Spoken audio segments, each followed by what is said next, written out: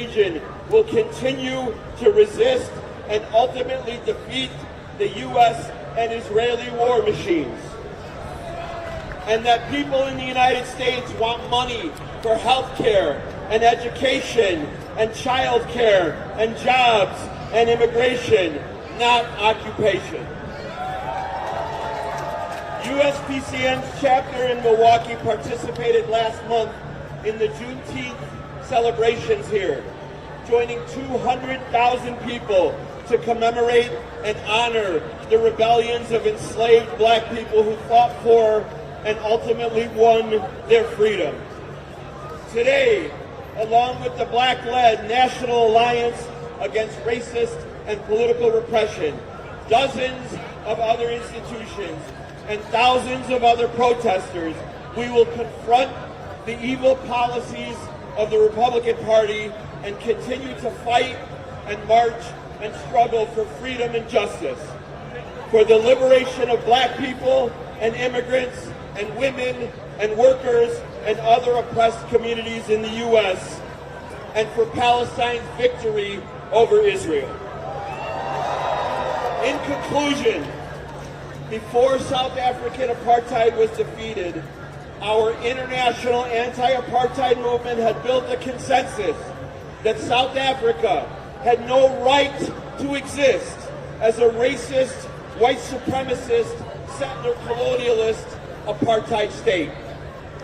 International consensus that South Africa did not have the right to exist as that kind of state.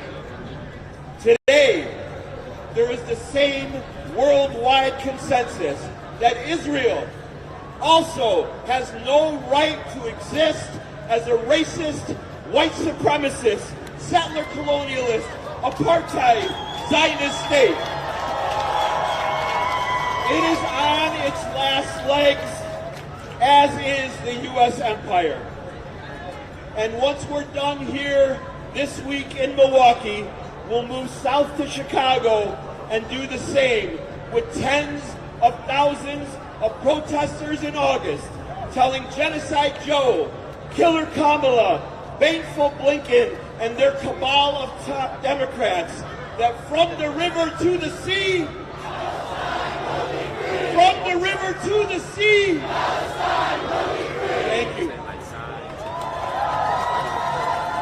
Thank you so much, Hamza.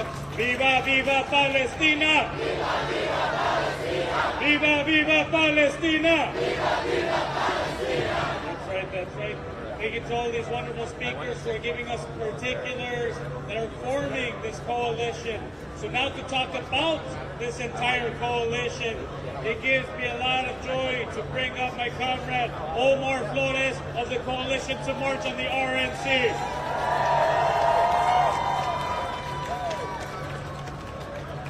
Hello everyone, as mentioned, my name is Omar Flores. I am the co-chair of the Coalition to March on the RNC. Thank you to all the organizations and community members who are out today to join us in the culmination of 2 years of organizing.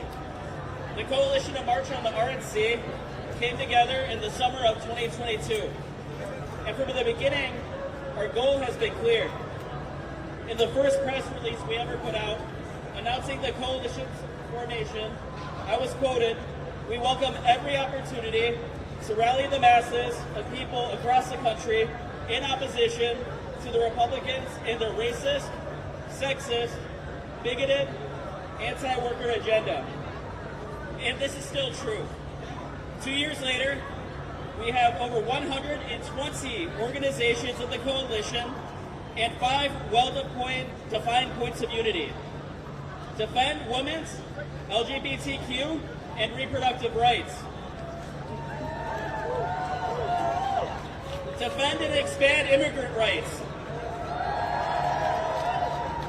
Peace, justice, and equity for all. Stand with Palestine. And to sum it all up, fight the racist and reactionary Republican agenda. The most visible figurehead of the Republican Party right now is Donald Trump. And we want to be clear. we are marching on the Republicans' entire agenda. Our speakers today represent a broad movement against the entire Republican platform. We are marching on every Republican state slashing funding for DEI initiatives in education. Every Republican governor putting up more razor wire to militarize the southwest border. Every Republican voting for right-to-work bills, and every Republican signing bombs that they're sending to Gaza. We are here to march within sight and sound of the Pfizer Ford to let everyone know our coalition will fight the entire racist and reactionary Republican agenda. The organizations you will hear from today have been working on projects aligned with our points of unity for years. And there are dozens more in our coalition that will not be speaking that have made incredible contributions to their respective movements. No one here pressed a button and made everyone appear here in Red Arrow Park. And our work will not stop when we pack up the stage after noon. You can join many of the organizers here again in August in Chicago when we march on the DNC, where we will be letting the Democrats know that we also see every bomb they drop on Gaza, every family they separate at the border, and every time they choose not to raise the minimum wage. Beyond this summer, we encourage you to find a place in the movement by joining an organization. Listen to the speeches today. Get on an email list or follow an organization on social media and go to events. The work of fighting back the RNC might end soon, but the work of getting our demands met is just the beginning. We look forward to a safe, family-friendly march today and look forward to every delegate and politician in the Pfizer Forum hearing our message. Thank you.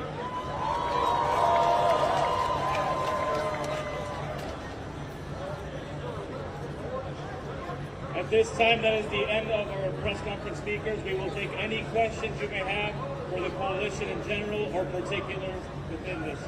We will take any questions. Yes. The question is, can we share where everyone is from across the country, different states or cities? Omar. We pretty much have the whole country covered, if I'm being honest. We have folks from LA. We have folks from New York. Let's hear our folks from Florida.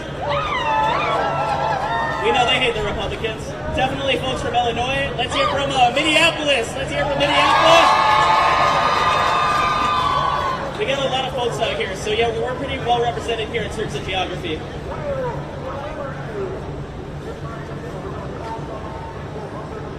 We are the coalition to march on the RNC. To march on the RNC.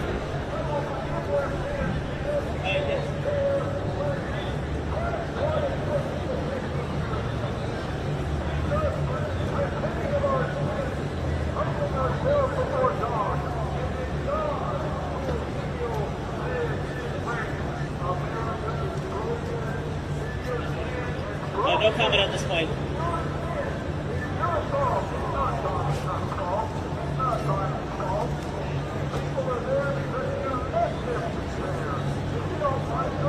What we're planting is that we are the face of the real opposition against the Republicans. The Democrats have only been in opposition in words, so we plan to be the opposition in action. Isaiah?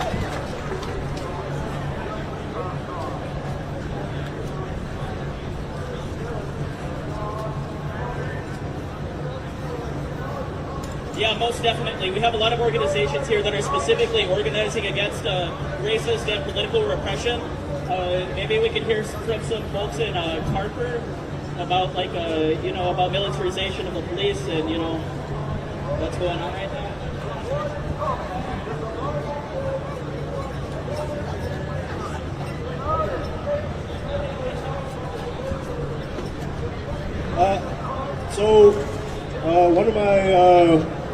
One of my comrades from the Chicago Alliance Against Racist and Political Repression, just welcome up Jasmine Smith. She's going to talk about the militarization of the police.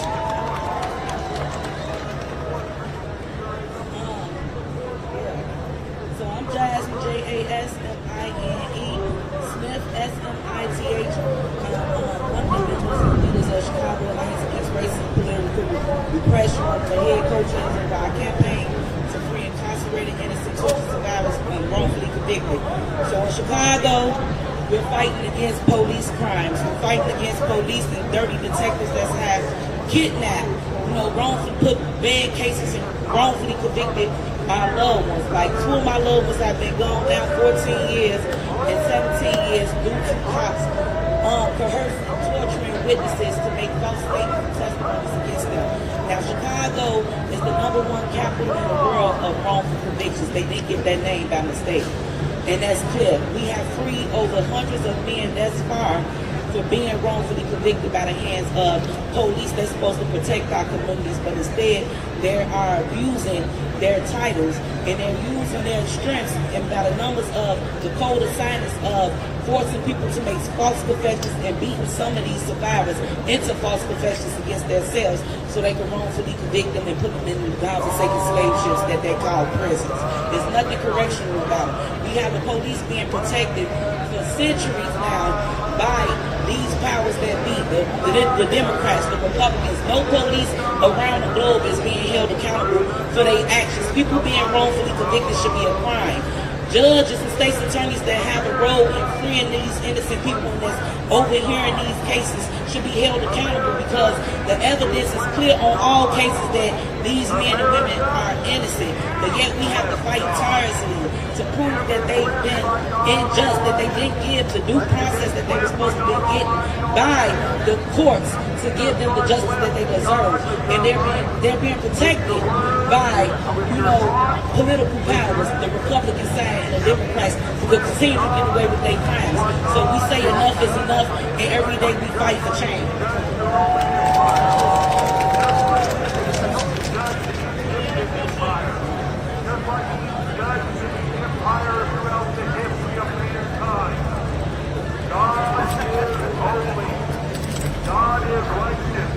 Oh, we're very happy about the parade route because we're within sight and sound and because we fought and we won.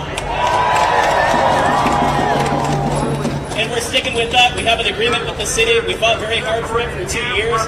We are a little salty. It was so last minute. But we're happy that it got through and that we're going to be able to march unimpeded. We're going to be stopping there to hear from a few speakers. Yes.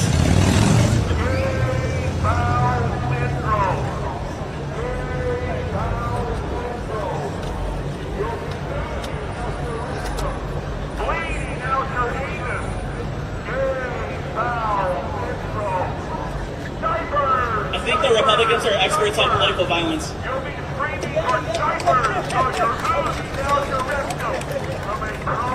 Any other questions? Thank you, everyone. That concludes the press conference. We will begin in about 5 minutes hearing from welcoming speeches. So in about 5 minutes, we'll start with the welcoming remarks. Thank you to the members of the press for today's press conference for covering this. Thank you.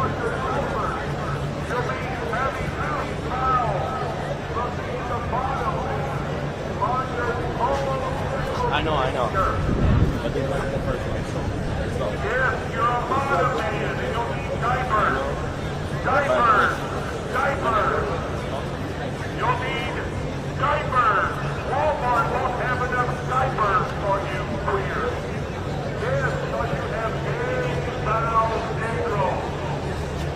The natural God-given punishment of anal intercourse. God made the anus for excretion, not for insertion of large diameter objects. You know large diameter objects of your rectum. That is against nature. That is biologically unsafe.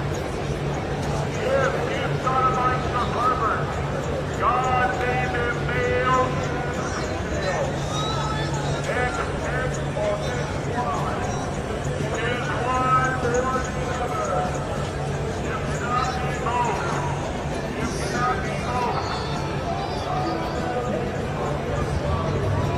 God never made a clear, God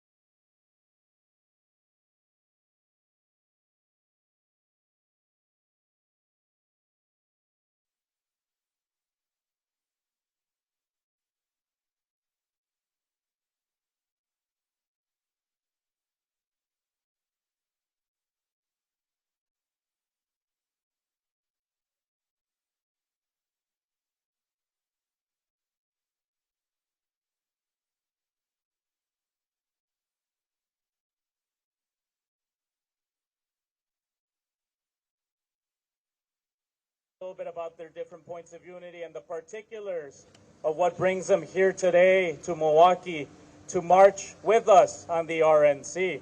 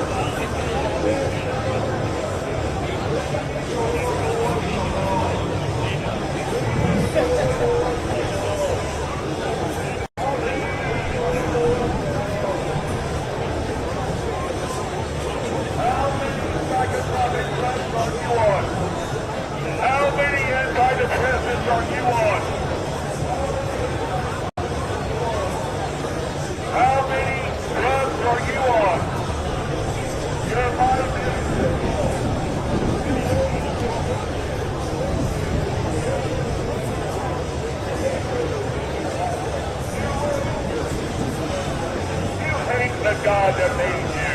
God made you male or female. You hate your mirror. You hate your bathroom mirror. So your mirror never lies to you. And you want to change the image in your mirror. You want to change the image in your mirror. So you spend thousands of dollars. Thousands of dollars. Thousands of hours of time trying to turn the image in your mirror into something it is not. Just look at Bruce Jenner. Bruce Jenner spent all the money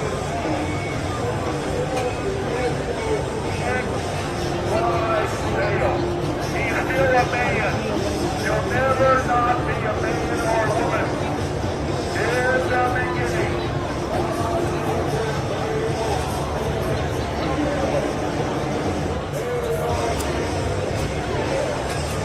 You hate God. You hate the way God made you.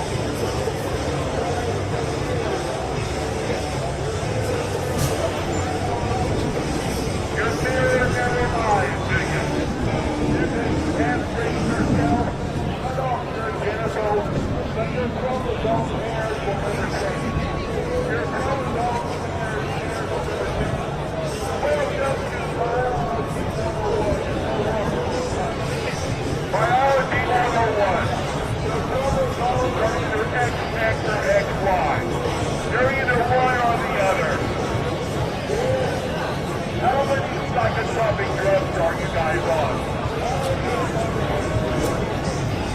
How many antipsychotics are you on? We know you're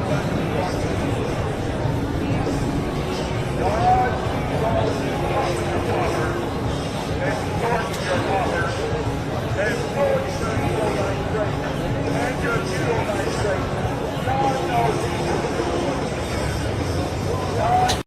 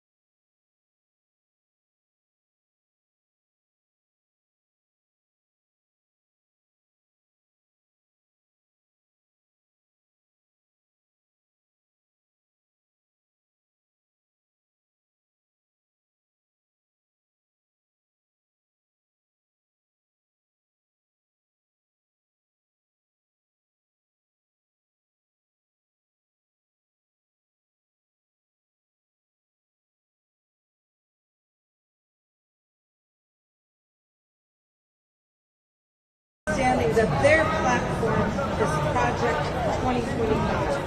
It's a massive 900-page blueprint for radical right-wing change in our country. It has 36 pages on the Department of Labor alone, all of which would be detrimental to workers and unions. We must not let this happen.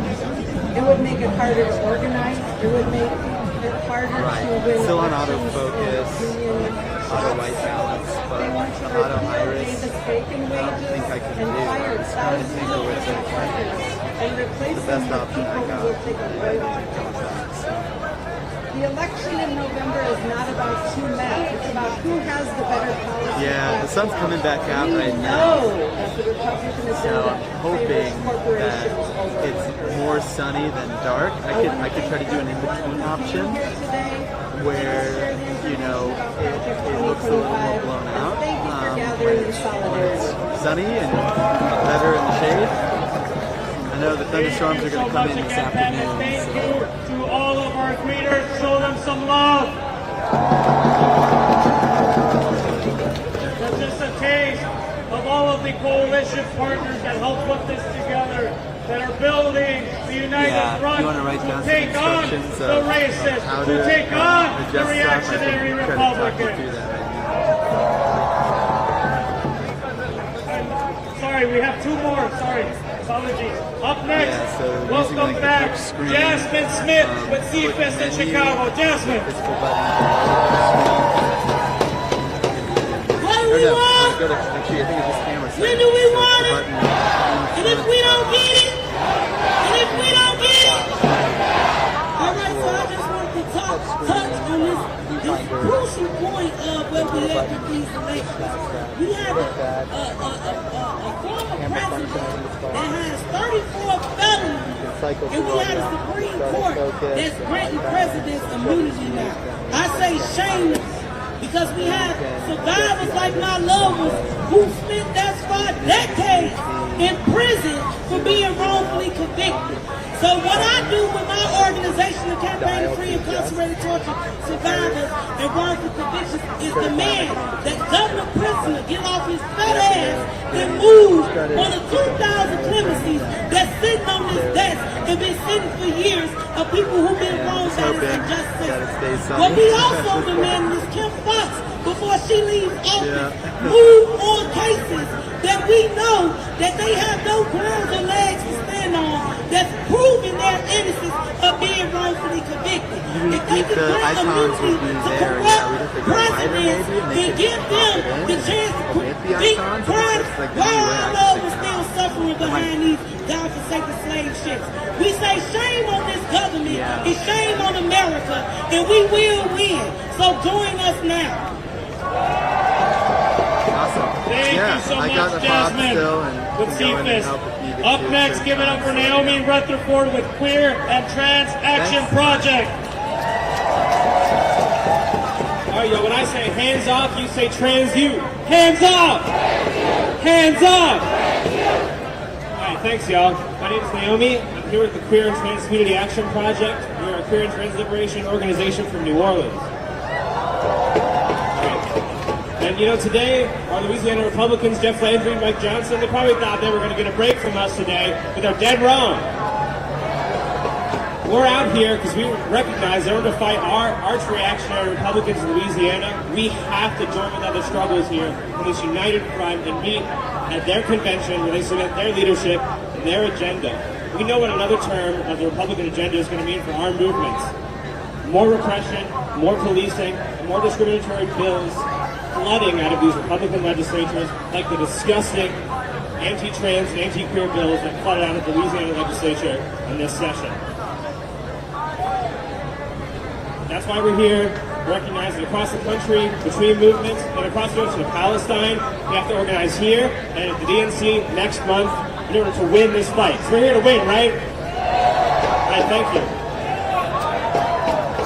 Thank you so much. Okay, up next, we're going to break it up a little bit. We're going to hear from one of our big speakers. This man is a legend in the Black Liberation Movement. He is the executive director of the National Alliance Against Racist and Political Repression.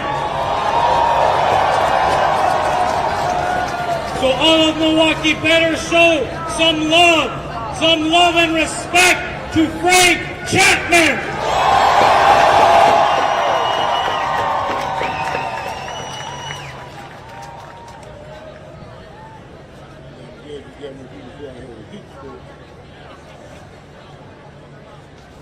What a pleasure. What an honor to be with all these people. You know me. All power to the people. All power to the people. I want to get right to the point. The reason why we're here. One of the major reasons why we're here for a lot of reasons. People have spoken to those reasons. I just want to lift up this again. Reason why we're here is free Palestine. Free Palestine. I don't speak for all black people. And I do speak on behalf of all oppressed black people who have historically stood in unconditional solidarity with the Palestinian people. And they have historically stood in solidarity with us. We've had a past together, and we got a future together. Palestine win, we win. As I've said before, we're not neutral in this shit. We want Palestine to win. We want Palestine to win. We want Palestine to win. And the way we make that happen is we stop these Republicans, this criminal, this convicted felon. We stop him, and we also stop the inside joke. See, I'm not neutral. What we have here is what this rotten system gives us. Bad choices. Bad choices. You're talking about an international criminal who's perpetrating genocide in Gaza with Netanyahu. I'm talking about Biden. And you're talking about a convicted criminal here in the United States. So what kind of choice is that? That's a rotten choice. That's a rotten choice. But that ain't gonna stop us. Because we ain't just about making them choices. We're also about choosing to be free. We're also about choosing not to let these fascist hounds hound us out of the streets. We're also about fighting until we get what we want. We may not get all that we fight for, but we gotta fight for all we get. So the people united can never be defeated. The people fighting back are destined to victory. So we gotta keep the fight up. I'm hot and exhausted. But one thing I'm not tired of, I ain't tired of fighting. I can't get too hot and exhausted for that. So comrades, join us.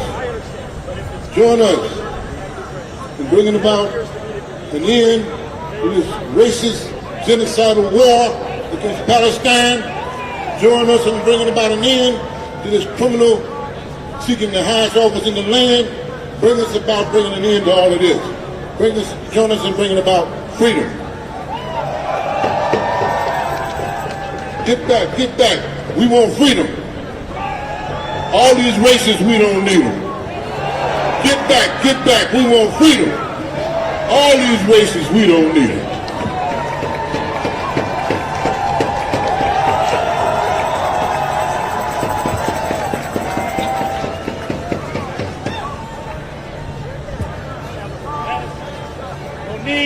Need 'em.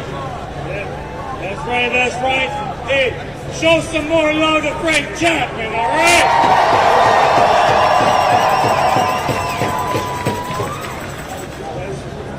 That's right. No justice. No justice.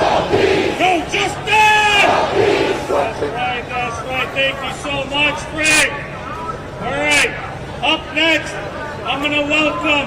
Melissa Washington of wrongfully incarcerated and overly sentenced council, Minnesota.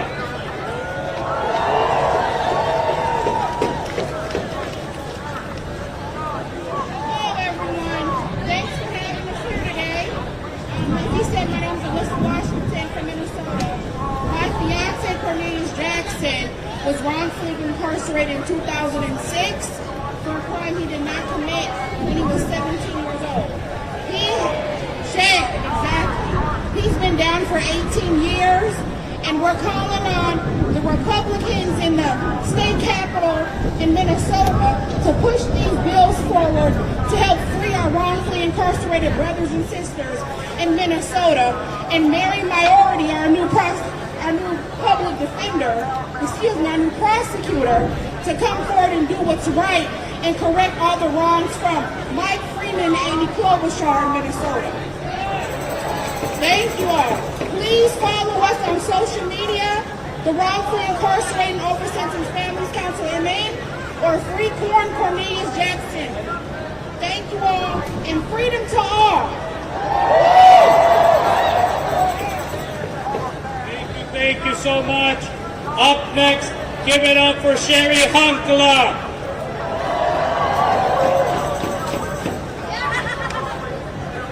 I bring you greetings from poor and homeless families across the United States of America. My name is Sherry Hankala, and we're the ones that set up a Trump bill, and we're marching today at 4 o'clock after supporting your march.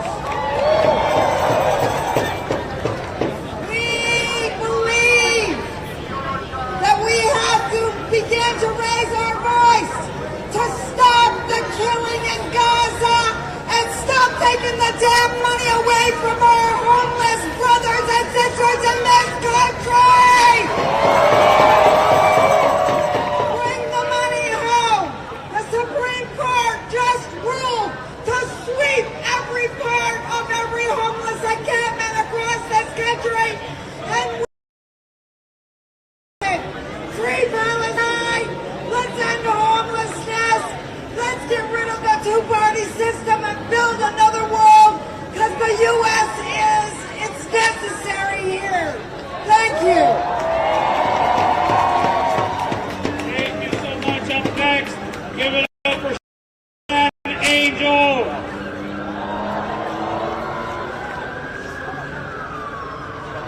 Good afternoon, my relatives. It's a great honor to stand here with all the people who have common sense, who have spirit of unity, and who have no fear. Without you, the movement isn't going anywhere, so I applaud you. I want to offer a prayer for your protection from my people, from my ancestors. It's very simple. I would like you to center yourself in your power and reach out to those who have sustained you for centuries, your ancestors. So here we go. I'm a mentor to the International Indigenous Youth Council, and also a part of a Wisdom Keeper Circle that has over 50 Wisdom Keepers from 5 continents.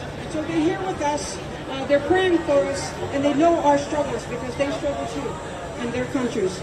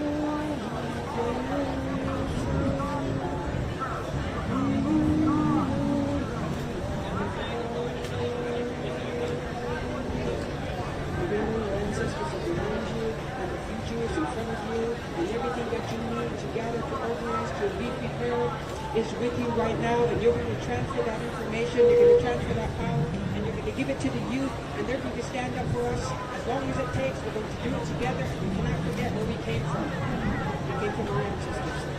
And this protest is protest. So, we're back to you. Bless you.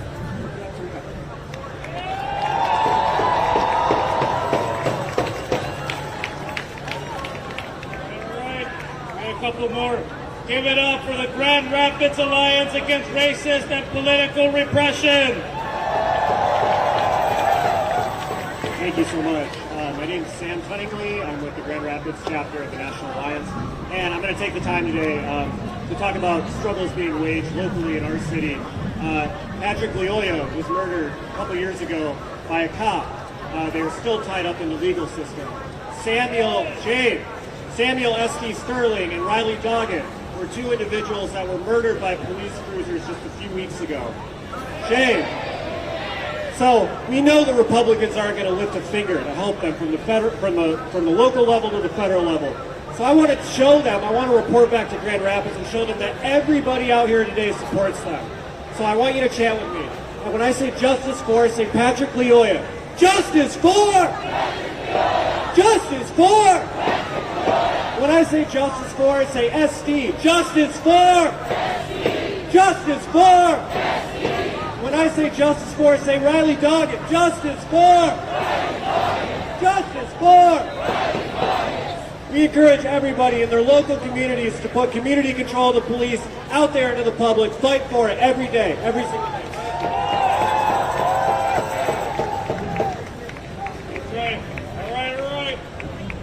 Up next, give it up for my brother over here. The struggle. If you were in Kenosha, if you heard of Kenosha, you know this name. Give it up for Jason Blake. No justice! No peace! No justice! No peace! No justice! No peace! Assalamu alaikum. Good morning, everybody. My name is Justin Blake. And we never stopped fighting when we were born. Our great-grandfather was a Pullman porter. My grandfather was a Tuskegee Airman. And my father, the late Jacob Blake, had already marched 3 times when Martin Luther King gave money to Mandela when he was in South Africa. So maybe some people can lean back and watch things go by. But Blakes are used to standing up and saying, no justice! No peace! No justice! No peace! No justice! No peace! Now, if you want something done for your community like we want done for our community, some people got to finish their jobs. I was a Democrat and our whole family were Democrats for years. I'm an independent now, so you have to earn our vote. You have to earn our vote. We want people that are going to stop putting people in jail, spending money overseas, having land pipes in Milwaukee. We have to get out and vote for whoever is going to beat the orange-faced guy. We are talking about Trump. If you value your freedom like we value ours, there will be no fight if he hits the office. There will be a large gathering up of people corralling and being put and sent away. Like here in Russia, they sent you out to the gulag or whatever. We have to stand up, and the time is now to fight for your rights, not later. Not later, right now. We must stand up, get out and vote, encourage people to send him back with his racist, 34 criminal habit, convicted felon self. Nobody deserves like that to be our president. We've come too far, we're not going back. No justice?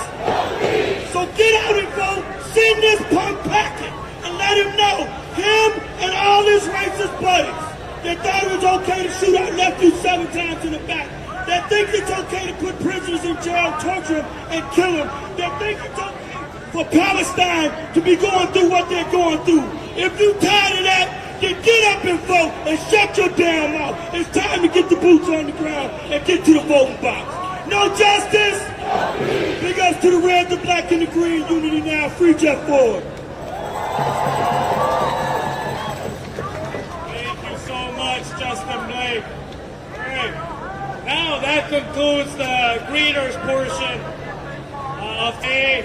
So we're going to move in to some of our speakers. You already heard from Frank Chapman, one of the giants of the Black Liberation Movement. Now, you're going to hear from another giant of the Chicano liberation movement. So, welcome back, mi compañero, Carlos Montes. All right, thank you. I'm just a little kid from Ciudad Juarez, El Paso. My family came to Mexico and I got thrown into the racist storm of Los Angeles, California, facing police abuse, racism, and poverty. My father worked at a factory, right? And, thank you for the African American brother that was here. So we got to vote, but we got to organize at your workplace. We got to fight back. We got to march, right? I'm an old guy, and also I want to just put out that we've always supported Black and Brown solidarity, Chicano, Black, united with all working people in the U.S., right? That's our strategy for having a revolution. You all down for having a revolution in this country? Yeah, we can vote, we can march, but we got to organize. We're an organization that can organize a revolution in this country. Right, I'm an old guy, so I've learned my lessons, right? The Vietnam War, during the Chicano power movement, we got arrested, we got indicted, had to leave the country, or get killed. But I want to put out one main theme today. We have to unite against U.S. imperialism, right? Someone said earlier today that we live in the belly of the beast. We have a special responsibility as working people in the United States to denounce U.S. empire, fight against U.S. imperialism. We have to build a united front of all the organizations that spoke today, that are here today, to defeat U.S. empire. The people of the world are fighting against U.S. imperialism. U.S.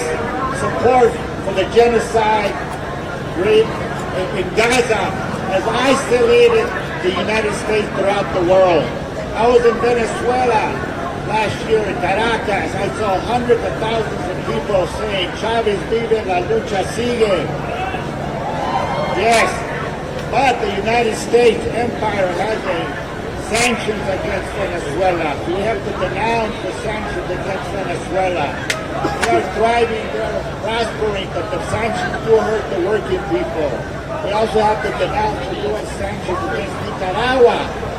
Believe it or not, I was in Nicaragua a couple of years ago with my buddy Avery in solidarity with the Nicaraguan revolution.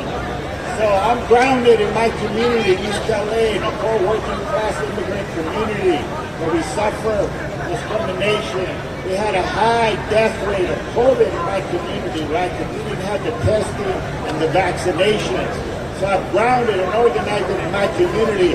But it's very important that we denounce U.S. imperialism and support the Palestinian people, right? Support the people in Venezuela and Nicaragua, and also denounce the blockade against Cuba. So again, denounce U.S. imperialism, but today it's a reactionary racist Republican agenda. Last year I went to Eagle Pass, Texas. I saw Governor Greg Abbott put these buoys 200 yards of buoys with barbed wire to stop the so-called invasion of Latinos, right? Yeah, I denounced the human rights violations. Trump went to the border. The Speaker of the House, Johnson, went to the border. A government delegation went to the border. All Republicans. So they're using immigration as one of the main, whipping sticks against us, against immigrants. And we don't forget that Trump called Mexicans, what did he call us? Criminals, rapists. We haven't forgotten that about Trump. So we're going to dump Trump. I like to stop Trump, the racist Republicans. I love these posters. Looking forward to uniting and protesting today. And when you go back, organize in your community, but don't forget to link it to the struggle against U.S. imperialism. So I'll leave you with a chant in Spanish, and we already did it. El pueblo unido jamás será vencido. So we give back power, Chicano power, working class power, right? Yeah. El pueblo unido jamás será vencido. El pueblo unido jamás será vencido. Thank you all so much. God inspired me to continue fighting. I'm going down fighting. All right, thank you.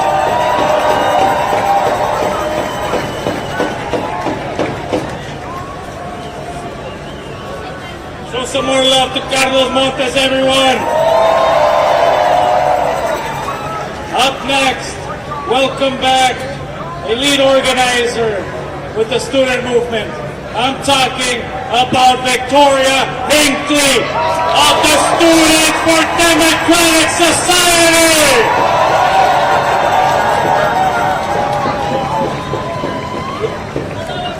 My name is Victoria Hinckley. I'm a proud member of Students for Democratic Society. I've been in SDS for about 3 years. Students for Democratic Society is a student-led organization that's both national and local. I'm part of my local chapter in Tampa at the University of South Florida. SDS is a progressive campaign-based organization. We're anti-war. We fight for issues such as women's and reproductive rights, LGBTQ issues, protecting ethnic studies and multicultural groups on our campuses, as well for the cause for divestment from our universities and for Palestinian liberation. Women's rights and LGBTQ rights on college campuses are of grave importance, as we've seen countless reactionary pieces of legislation attack diversity in education, specifically women's studies and LGBTQ studies courses. We demand for our universities to protect women's and queer studies courses as they are a part of our history, and to restricting classes to erase history, and we refuse to let that happen, am I right? This legislation that's pushed through by Republicans also targets any teaching of racial or ethnic studies, the teaching of Black and Chicano history. Shame! Students for Democratic Society denounces these attacks against diversity and against our education and stands up to this racist legislation.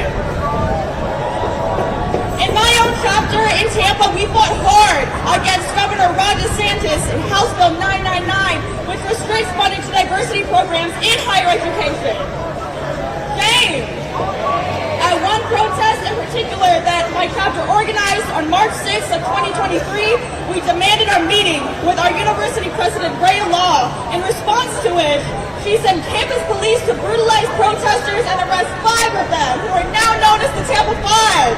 Shame! The DeSantis-appointed state attorney in Tampa, Susie Lopez, charged the Tampa 5 with felonies for protesting on their own campus to save diversity. Shame! This is just one instance of the brutal repression that Republicans encourage towards free speech. Another instance of this repression is what we saw in response to the student solidarity in Campus for Gaza. We witnessed a powerful nationwide student movement be organized not only in solidarity with Palestine and with the Palestinian resistance, but in demanding that our universities divest from Israel and divest from the genocide of Palestinians. College campuses responded to their students' demands with police brutality, arrests, and suspension. Shame! At the encampment we had in Tampa at the University of South Florida, our administrators ordered us to be tear gassed and to be shot with rubber bullets. Shame! USF charged students with false code of conduct violations, suspending my fellow SDSer Joseph Shari, threatening his student visa and putting him at risk for deportation. Shame! USF has expelled me for being involved with the encampment despite being only one single assignment away from my degree and only 4 days away from walking at my graduation. Shame! Even after the brutal repression against the student encampments from Palestine, many students won their demands of disclosure from universities. This shows that when we fight, we win! Despite the violent repression that we face across our many struggles, we know that we're on the right side of history by standing up for what is right and by standing with people demanding their freedoms. Woo!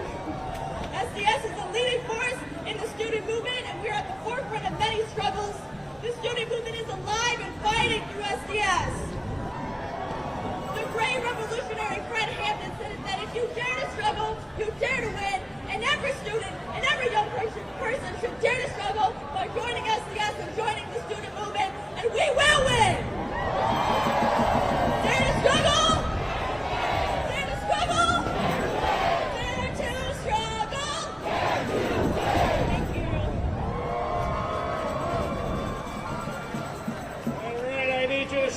more love for the students? So where are my students at? I can't hear you. Oh, I couldn't see you, but I can definitely hear you. No, it's incredible witnessing a flourishing student movement. The youth carries us forward, am I right?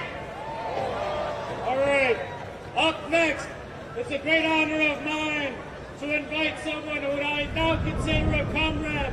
We've gotten closer over these months since October 7th, organizing to show the world that Milwaukee stands with Palestine! So speaking on behalf of the Milwaukee Muslim Women's Coalition, give it up to Sister N18G!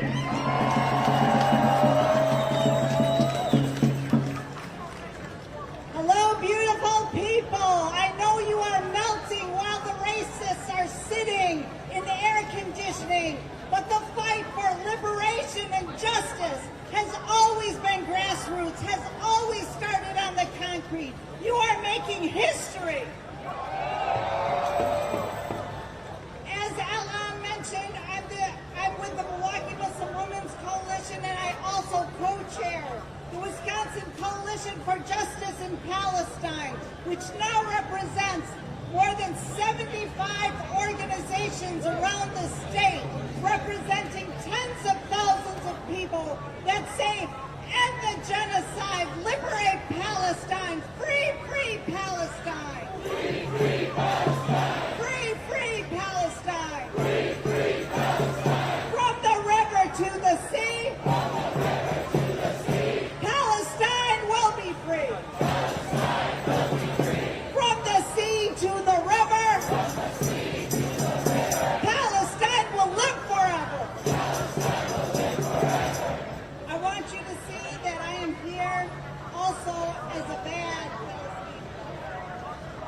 When a presidential candidate gets on national television during a debate and calls his opponent a bad Palestinian, it's simply because he can't say the N-word. It's simply because he can't call him a wetback or a chink or a redskin. We know that racism. We know it, and it all means the same thing. It's the othering of people. I won't mention the dead silence from the other side, but that's another story next convention. But let me tell you, not only am I a proud Palestinian American, but I know, just like the communities of color before me, my existence is resistance. Our existence is resistance.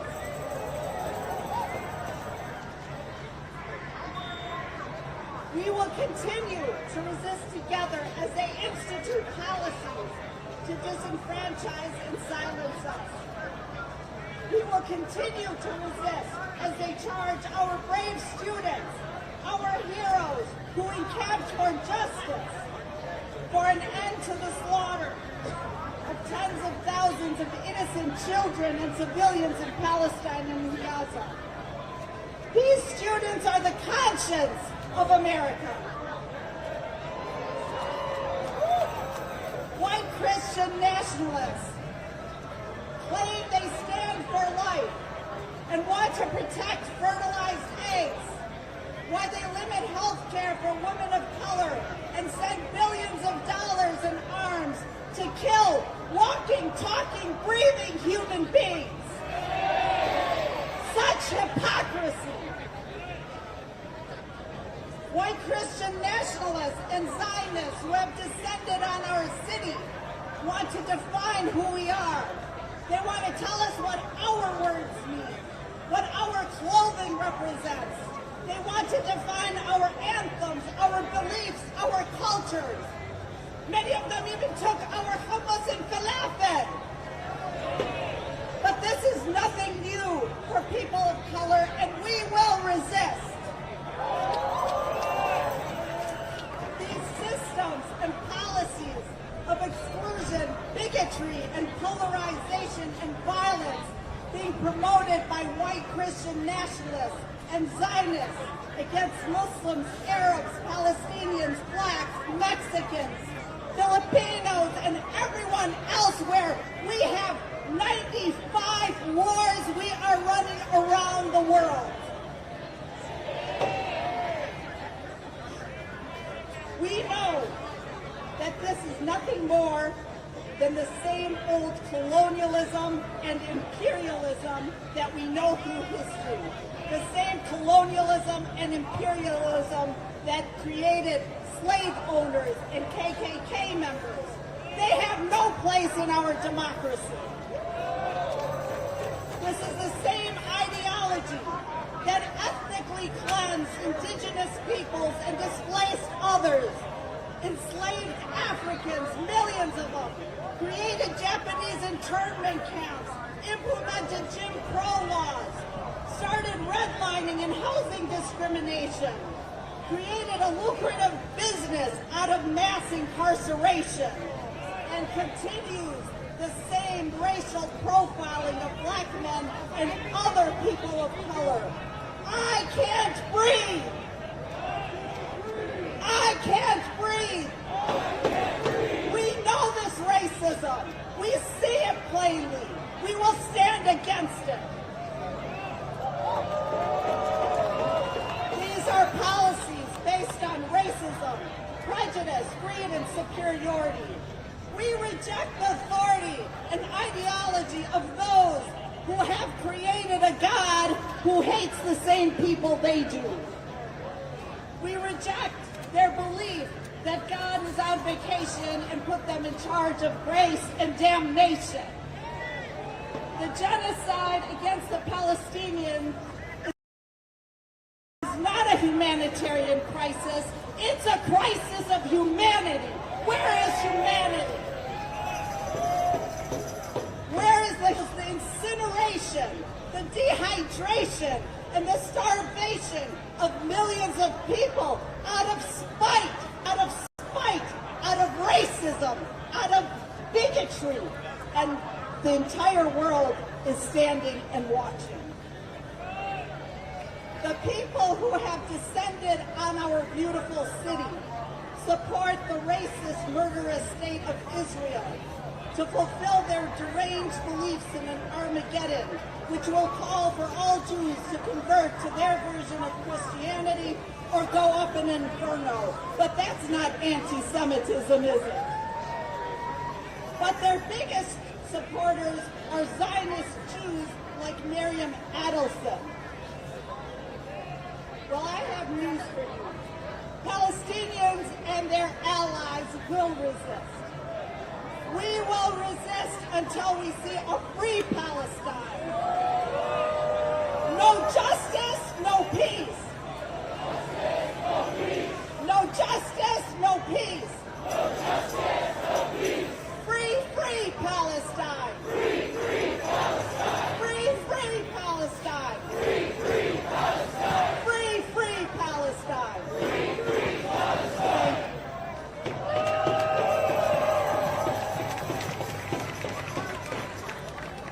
Viva, viva Palestina! Viva, viva Palestina! Viva, viva Palestina! That's right. Thank you so much, Janan. Show some more love to Janan. Show some more love to the Palestinian resistance. That's right. All right. Our closing speaker for this portion before we get ready to march. Welcome back, Colby Guillory with Freedom Road Socialist Organization.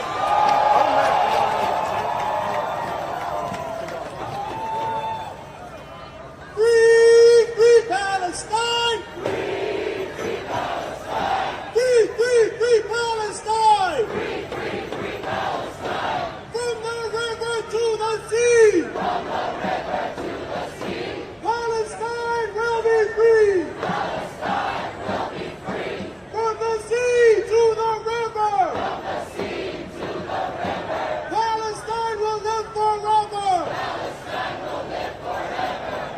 thank you all so much for being here. This is a beautiful crowd. And I'm not going to introduce myself because I've already spoken.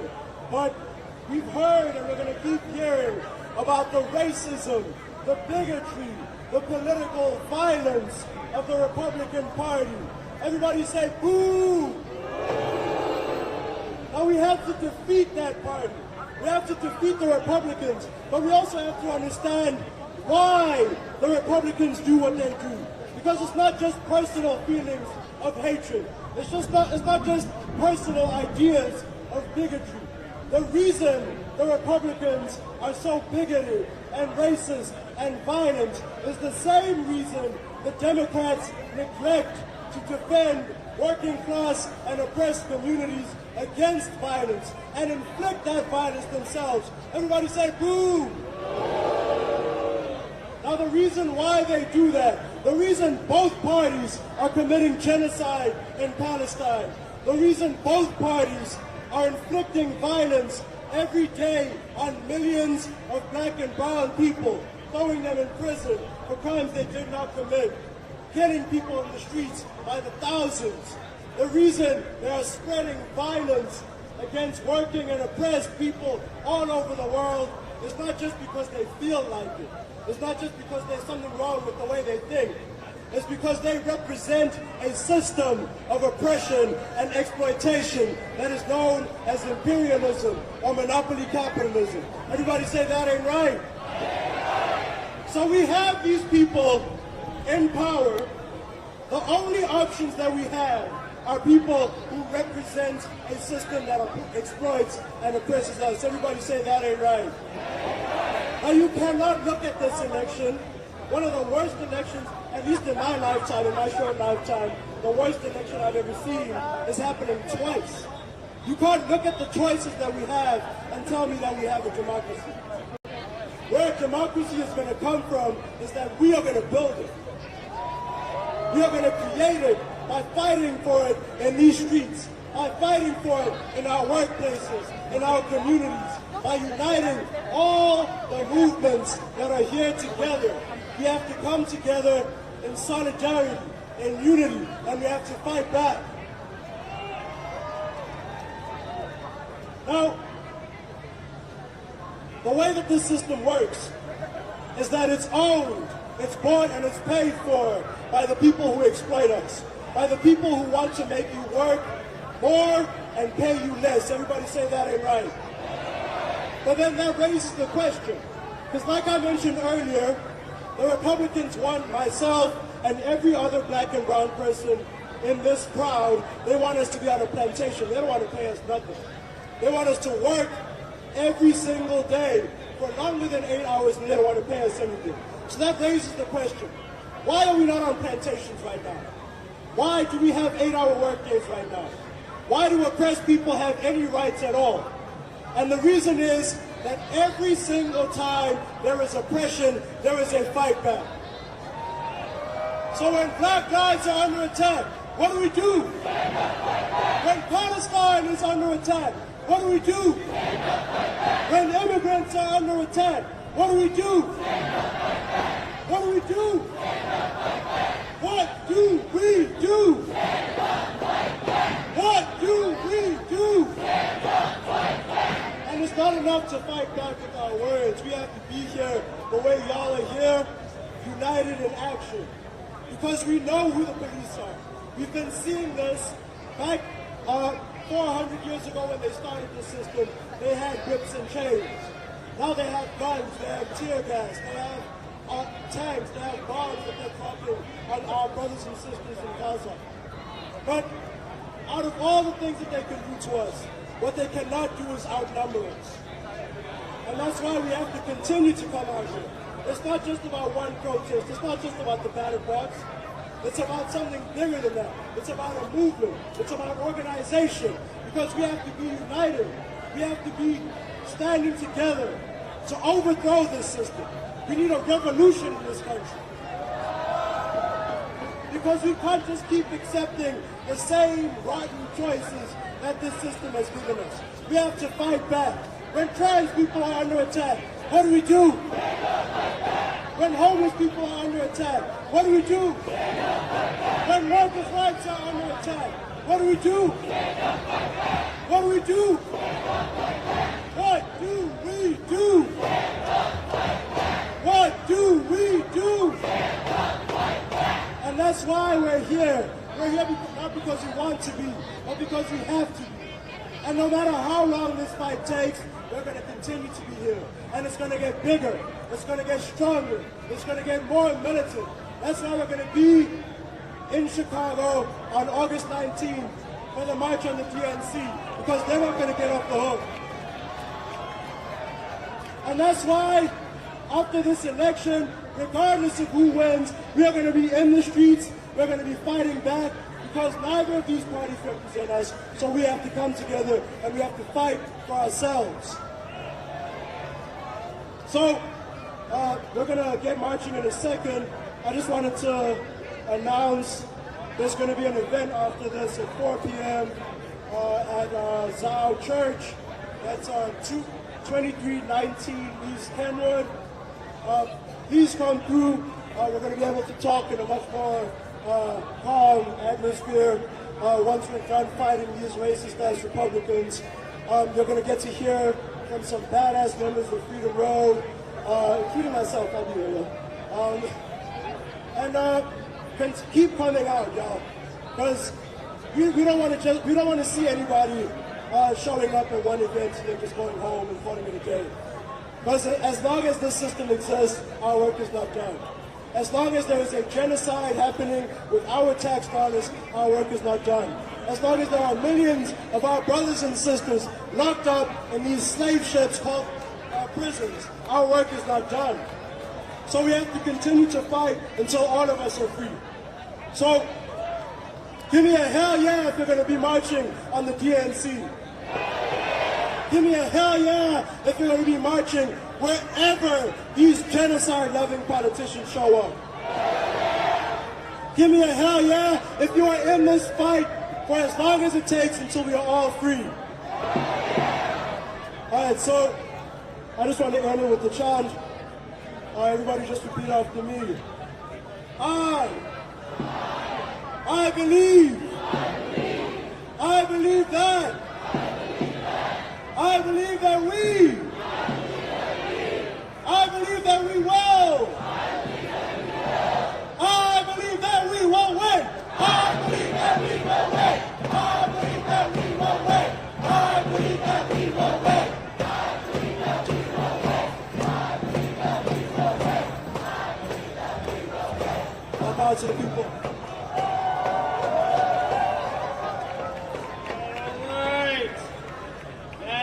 Up the speaker portion, so I get to say, enough talking, let's get with the marching!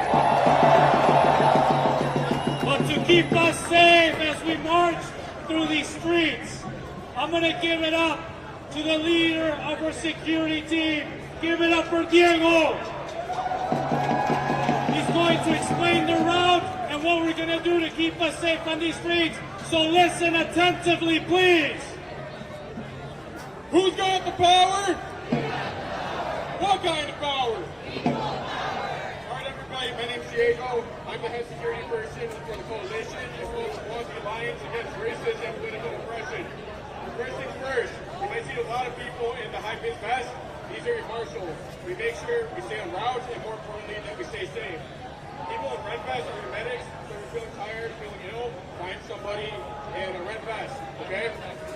Next. We're going to be going down water, and then we're going to go back up.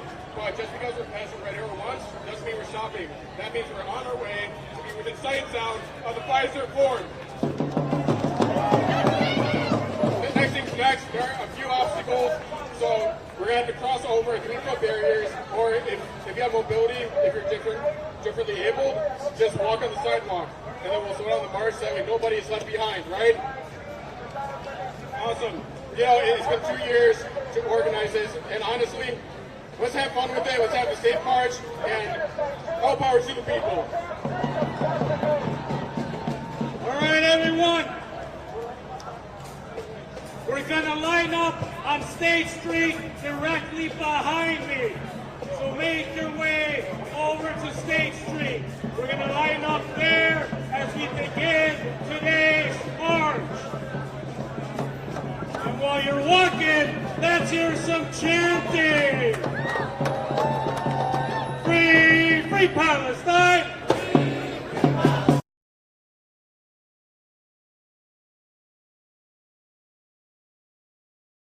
Palestine! Free, free, free Palestine! That's right, that's right. When LGBTQ people are under attack, what do we do? When women are under attack, what do we do? When abortion rights are under attack, what do we do? When immigrants are under attack, what do we do? When the working class is under attack, what do we do? When black lives are under attack, what do we do? When Chicano lives are under attack, what do we do? When Puerto Rican lives are under attack, what do we do? When Filipino lives are under attack, what do we do? Stand up, fight back! Stand up, fight back! Stand up, fight back! I can hear you! Stand up, fight back! That's right, make some noise, y'all! Looks like. This is what democracy looks like. This is what democracy looks like. This is what democracy sounds like. This is what democracy sounds like. This is what democracy sounds like.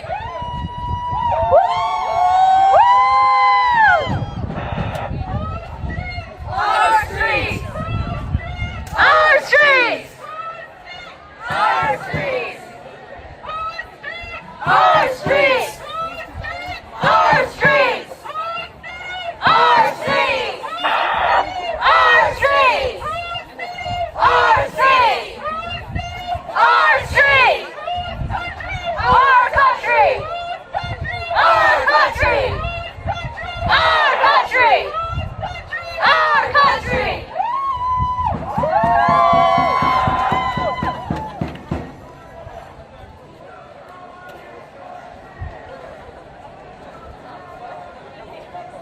When Trump says get back, we say fight back! Fight back! Fight back! Fight back! Fight back! Oh, this is her delegate.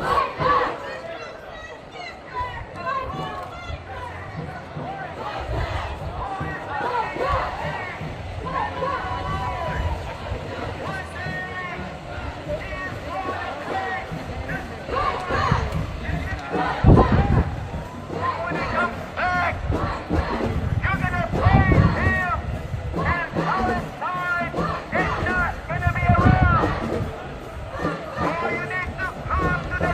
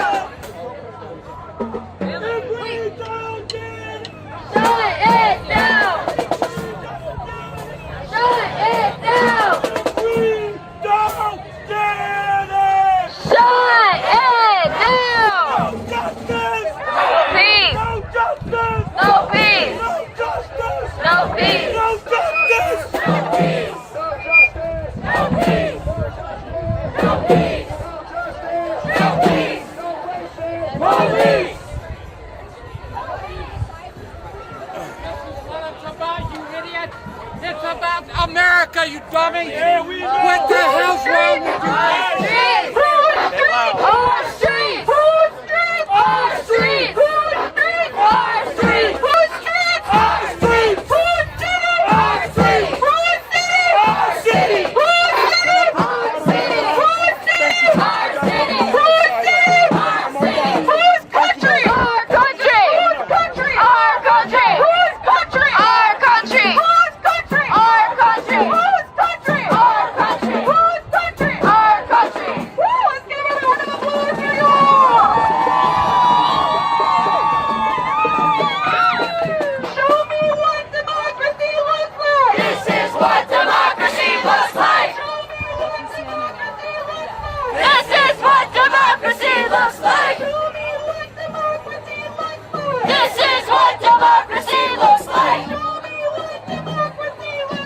This is what democracy looks like! Show me what democracy looks like! This is what democracy looks like! Show me what democracy sounds like! This is what democracy sounds like! Show me what democracy sounds like! This is what democracy sounds like! Show me what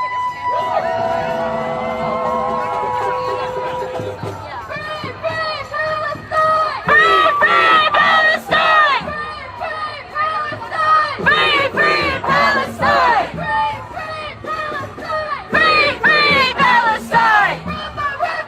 like! From the river to the sea,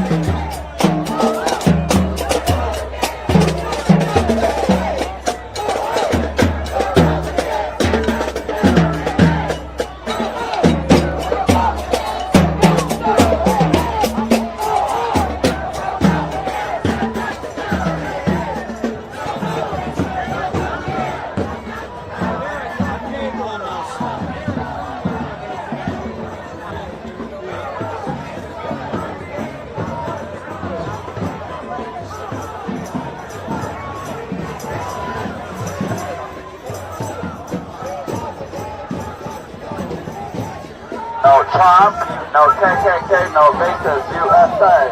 No Trump.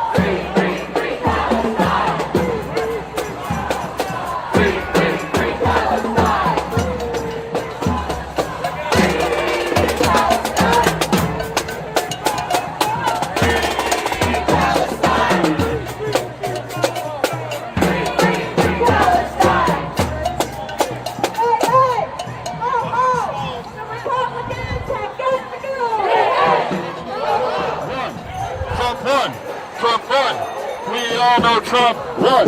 Trump won. Trump won. We all know Trump won. Trump won. Trump won. We all know Trump won. Trump won. Trump won.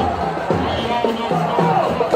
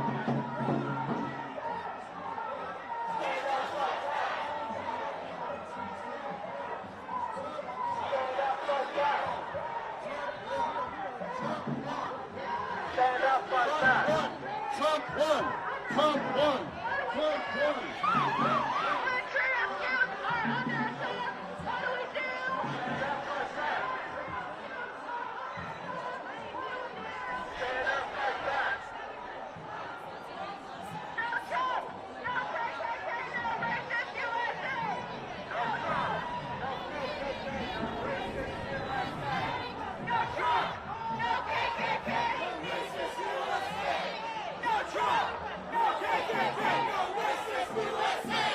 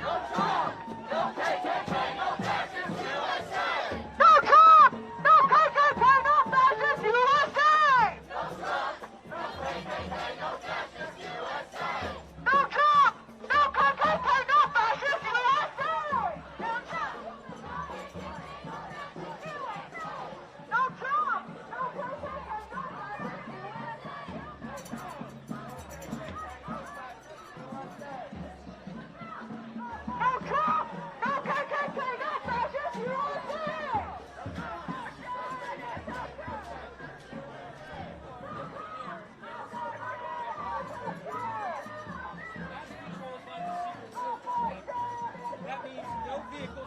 See the barriers that stop.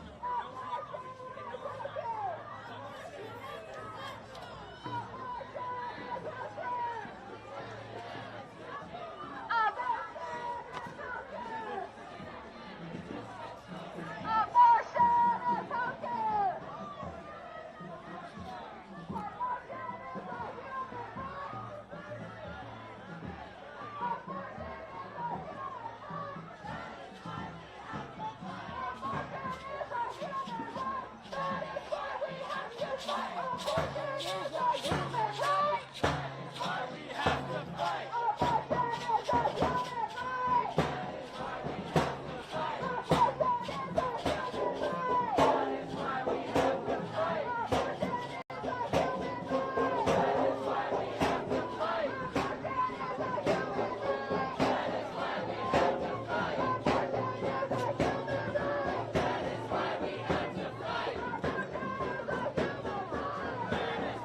no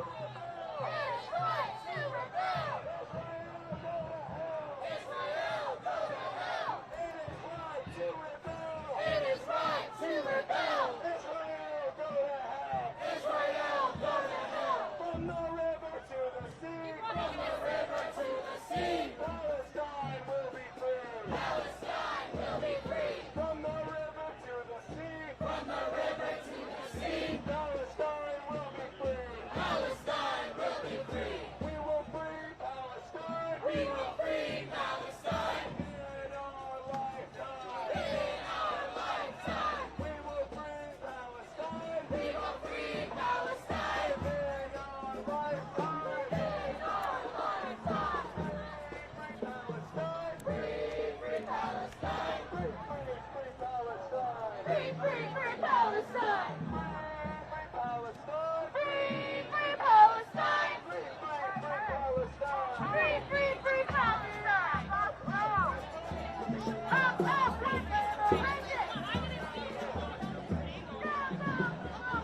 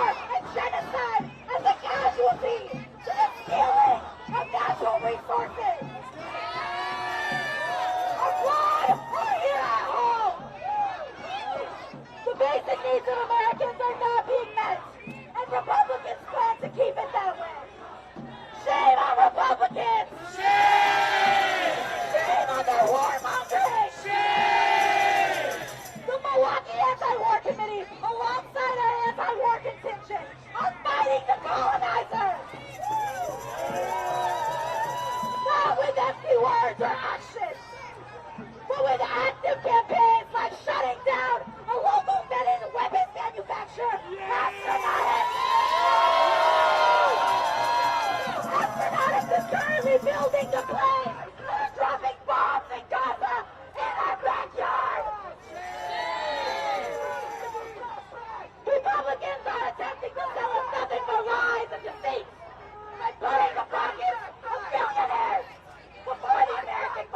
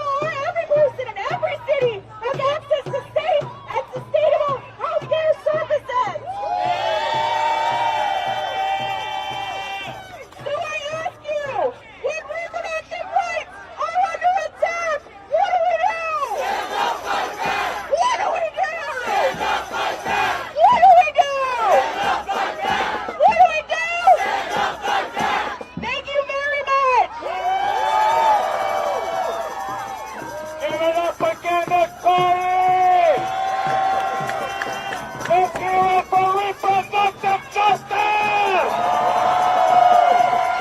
Damn right, damn right! Alright, we got one more speaker!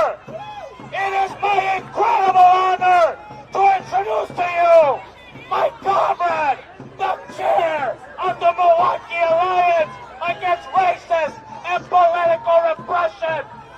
Give it up for Low Frost! Free Palestine!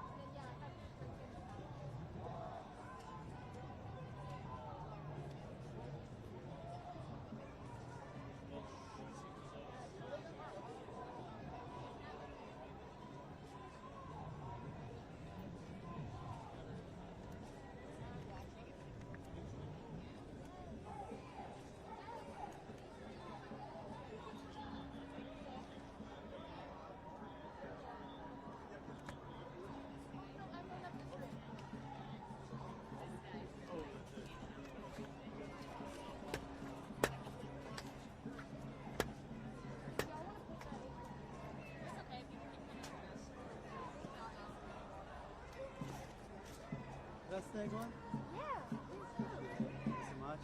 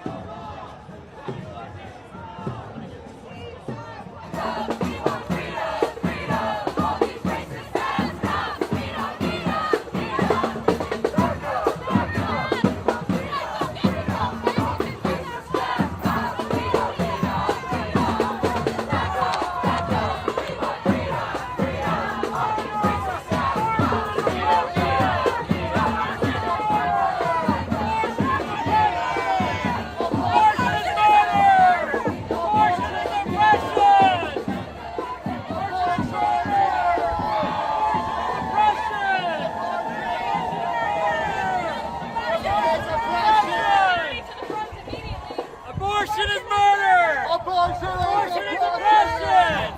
Abortion is murder! Abortion is oppression!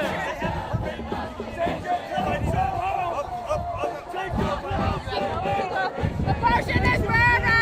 Blood on your hands! Blood on your hands!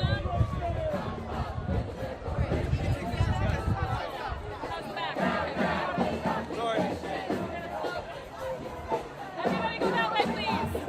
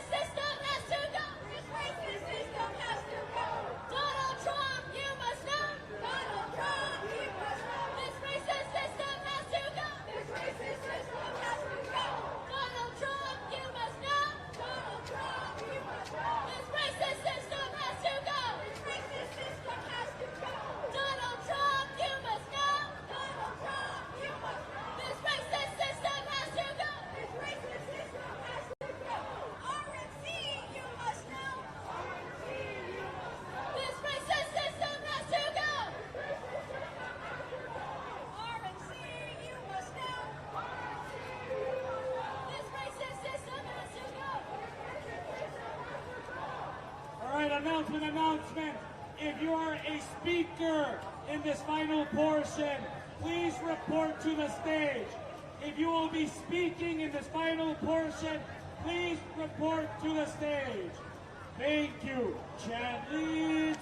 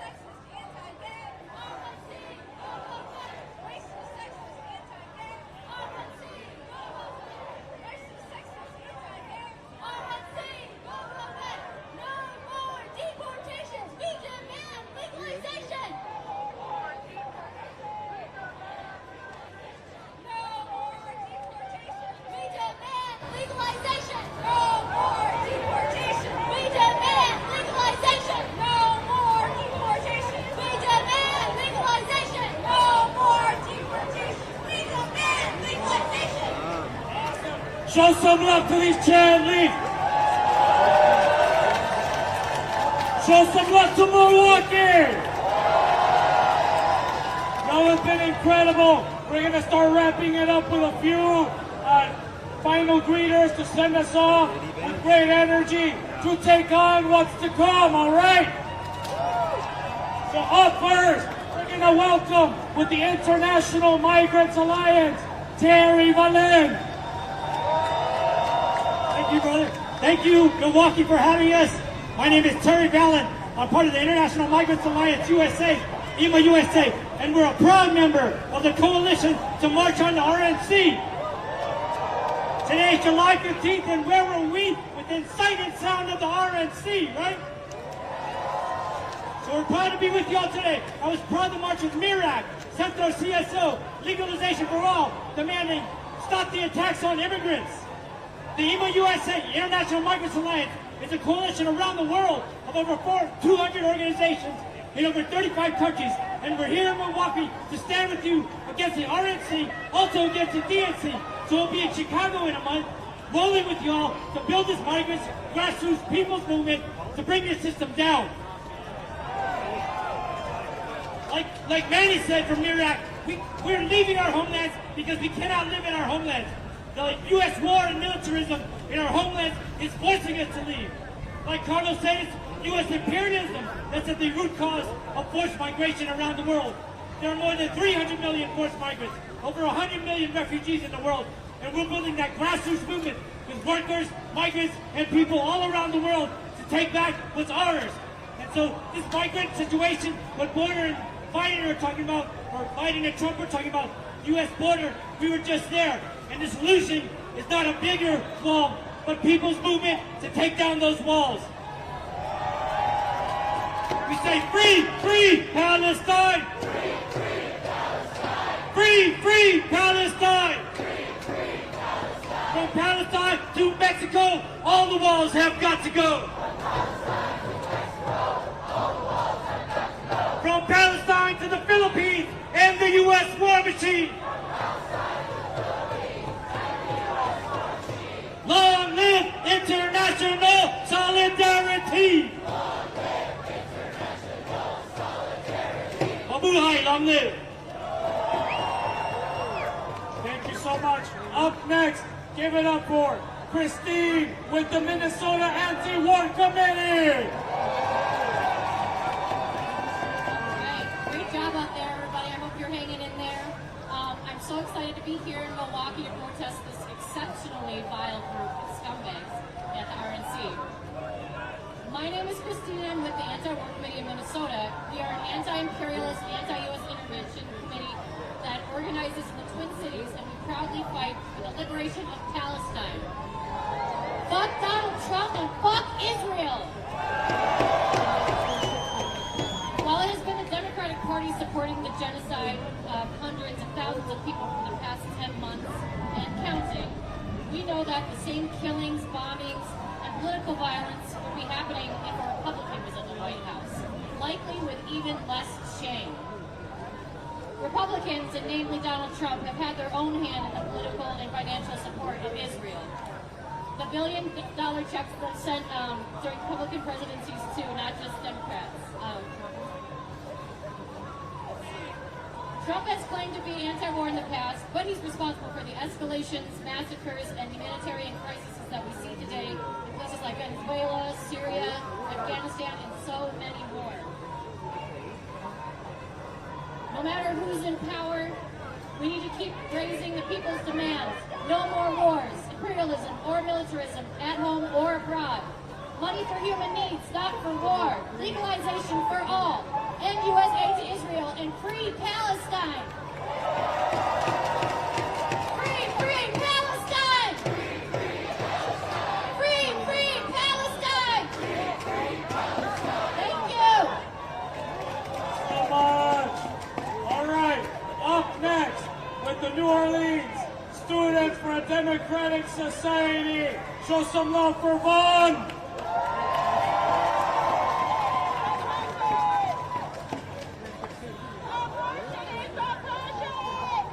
I'm Vaughn, Louisiana, representing Student Loyalist Youth for Democratic Society.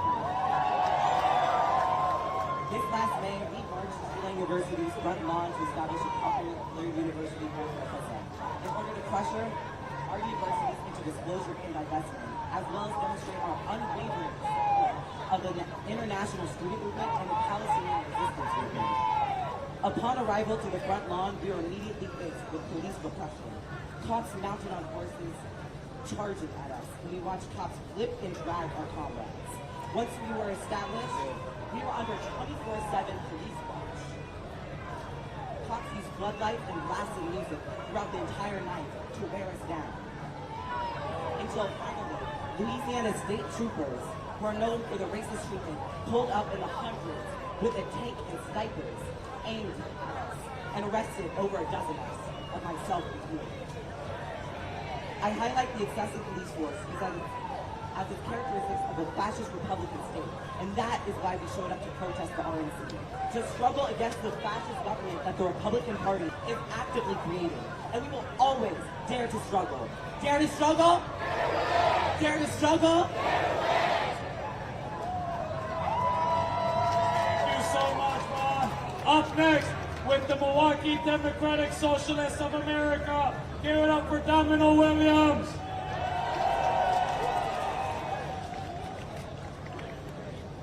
10 seconds from each row, so bear with me.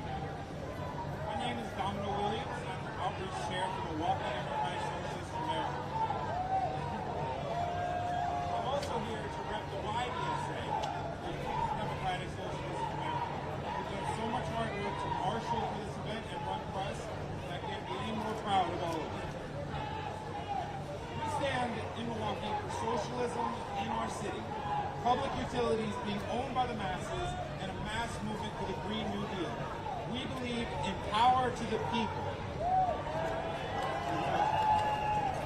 We would also like to honor our former socialist mayors, Emil Seidel, Daniel Hone, and Frank Ziegler, who I'm sure are smiling down on all of us for defending our city from the invaders from afar who only mean us harm. They've called this a horrible city, but many of our ancestors called this Milwaukee because it was the good land. How dare any of them speak badly on the good land? I just want to say, if you have a union in your workplace, join it. If you don't, organize one. And please, if you take anything from this march today, join an organization. Mass movement, mass power is the only way we can get through these things together. Thank you, Domino. All right, up next, we're going to hear from Sydney with Homegrown Organizing Committee. I'm Sydney. I'm a proud rank and file union member. I'm a shop steward and I was a part of the bargaining committee in my shop. I work at Homegrown Sustainable Sandwiches in Seattle. We began unionizing 2 years ago, leading a militant struggle, fighting for a safe workplace, livable wages, health insurance, and much, much more. We struck many times throughout this campaign. In late October, I was illegally fired for being a union organizer. All my coworkers walked out with me that day because together we knew we could win. We were on strike for 4 months, and we stayed on strike because we knew this fight was far bigger than any one job. This was about winning all we could win in our contract and for the labor movement. After 4 months, we fucking won! At the same time, we won both my reinstatement and a life-changing contract with many victories, including heat pay at time and a half over 82 degrees in the store and double pay over 86 degrees in the store. These are winnable demands for all of us. We will keep fighting back on the shop floor and on the streets. This is why my union siblings and I are here today, marching on the RNC. We must demand that lawmakers make it easier for us to unionize and win, and not harder. We must demand every hard-fought win of the working class. We will be the Republicans' opposition. When we fight, we win. When we fight. All right, thank you so much, Sydney. Up next, give it up to the Denver Anti-War Action. Give it up to Sol. Howdy, y'all. My name's Sol. I'm with the Denver Anti-War Action, and we're here for Palestine. Just like the Democrats, the Republicans support a policy of genocide and unrestrained violence in Palestine. Shame. They have even suggested further escalations, with numerous Republicans calling for the use of nuclear weapons, and Trump stating that the U.S. should let Israel, quote, finish the job. Shame! We will not stand for this, and we will remain steadfast in our commitment to fighting for a free Palestine. Back in Denver, we've been fighting one of the primary suppliers to Israel, Lockheed Martin. Through supplying Israel with many of the weapons, surveillance technology, and most of the jets dropping bombs on Gaza, Lockheed plays a pivotal role in this genocide. Without Lockheed, this genocide would likely not even be possible. Shame! That is why we demand that Colorado cut ties with Lockheed Martin, and today we demanded that the RNC do the same. These Republicans are bought off by Lockheed and the rest of the war profiteering industry, just like our politicians at home in Colorado. It is time we put an end to this blatant war profiteering. Without these criminals, Israel would not be able to maintain its occupation. We will win our fight here in the U.S., just as the resistance will in Gaza, and we will live to see a free Palestine. Thank you so much, Sol. Up next, with the American Party of Labor, give it up to Camilo Lasso. Greetings from the American Party of Labor. We've been told, we've been asked to be brief, so brief I shall be. Very. Yesterday was Bastille Day. Today, they're crowning a king. What would our forebears say? What would they say? I think I know.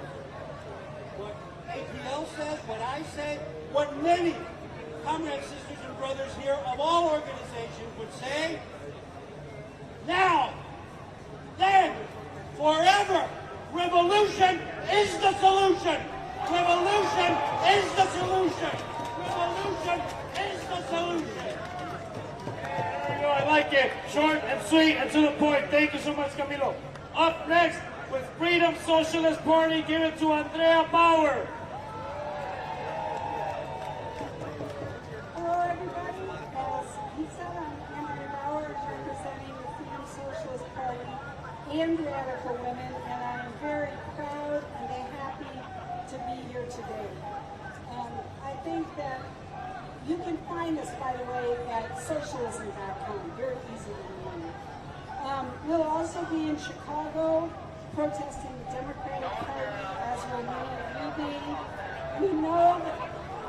We know the litany of evils that we live under this two-party dictatorship, you might say, from the takeover of women's bodies by the far right, to the unending imperialist wars, to the trashing of the planet, and on and on. Thank you. The question is now, what do we do? And I think what we do is we say, the day of hoping in reforms is way over. We need basic change. We need socialist feminist revolution. And it will be led by people who need change the most. The people of color, the women, trans and queer people, for socialism. Thank you so much, Andrea. Up next, with the Milwaukee League of Anarchists, give it up to Saturn.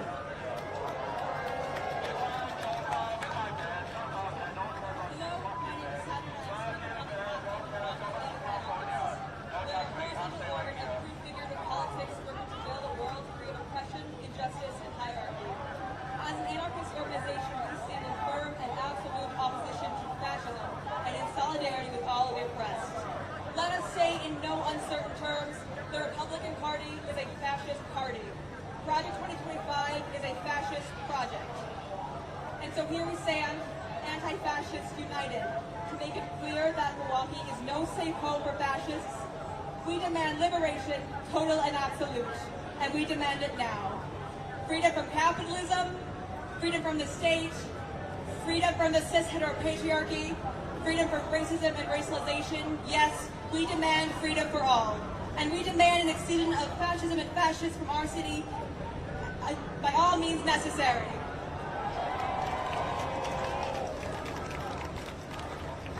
All right, up next, let's give it up to Jackson with the Detroit Anti-War Committee. Hi everyone, I'm Jackson with the Detroit Anti-War Committee and Students for a Democratic Society at Wayne State. Why we came out here is to show that we're not going to take Donald Trump and his rhetoric and his support for genocide just laying down. We're going to fight him here, and we're going to continue to fight him no matter what. In Detroit, we're working for divestment while our city invests in genocide, when we still have buildings becoming dilapidated, when we have money going to Dan Gilbert, when we have money going to all these oligarchs, when not a dollar is going into our schools. So we're continuing to fight. We're continuing to show that Detroiters do not support war, we do not support genocide, and we stand with our brothers and sisters that are fighting every single day in Palestine. And we will not stop fighting until the entirety of Palestine is liberated and Detroit is no longer investing in war profiteers and these genocide maniacs. All right. Up next, give it up to my comrade Kia with No Cop in New Orleans. Kia! Hi everyone, my name is Kia. I'm a part of No Cop, which is New Orleans for Community Oversight of the Police in affiliation with NARPR. Since 2021, we have been organizing a petition campaign demanding the formation of a civilian police accountability council in New Orleans. As a majority black city in the Gulf South, we feel the effects of racist Republican policy heavily under our fascist governor, Jeff Landry.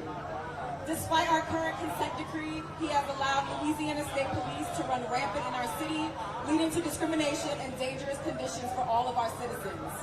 A specialized unit of LSP was involved in 4 car crashes in as many days on their first week of deployment.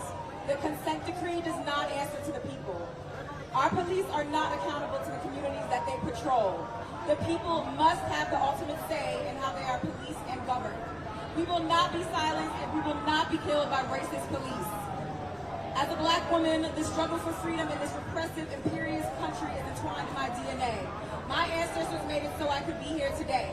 I see no other option but to stand up and fight. This needs to stop, and we will not get anywhere by acting nicely. We will not accept police brutality and terrorism. That's why we say, when criminal cops are on patrol, what do we demand? Community control. Thank you. Thank you, Tia. Up next with Democratic Messaging Project, give it up for Lisa. So we are all here together because we need to unite. We're going to win this race in November by the ballot, not by the bullet. We're going to control guns and not girls, right? So the violence we witnessed on Saturday is a symptom of the politics of just one man, and that's Donald Trump. It's another link in the chain of events that happened on January 6, 2021. Trump is a clear and present danger to the country and to the world. Trump's Project 2025 and his MAGA dictatorship party is a traitorous takeover of our country. And we need to make sure that we don't let him win. We need to get out to vote. Don't vote for third party. Get out and vote for the Dems. If we don't vote, our freedom to protest and assemble like this will not happen anymore if Trump gets in power. We also have to fight for our lives, our reproductive freedoms, for all young men and young women around the country. It's a true state like Handmaid's Tale, Project 2025, and we've got condoms that say protect yourself from Republicans if you want. We need to preserve our birth control and our reproductive freedoms. So vote this November. Make sure you don't miss out. Thank you so much, Lisa. All right, up next, give it up to Barbara with the Green Party of Greater Milwaukee. Hello, hello. Hi, we're the Green Party.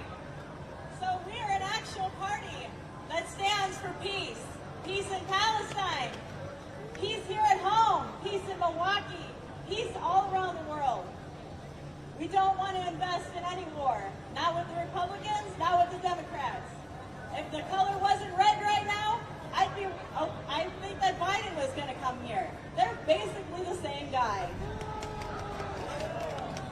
Whether you got a Republican in office or a Democrat in office, they're both pro-genocide.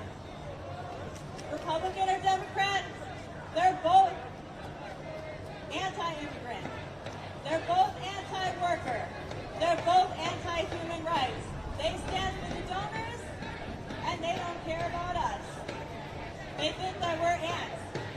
They're going to crush us at every turn, but we can stand together today. So, turn to your neighbor and get their number. Let's organize. We've made it happen today. Let's go for peace. Let's go for justice. Environmental wisdom. Thank you so much. Free Palestine. Thank you so much to the Green Party, and thank you to our closing greeters. We're going to move on to the final portion of today, which is we're going to close with a couple of speakers. We're going to take the messaging from today and point us into what's to come and moving forward, all right? So up first, I need a warm Milwaukee welcome for our comrade with the International League of People's Struggle, Cody Urban.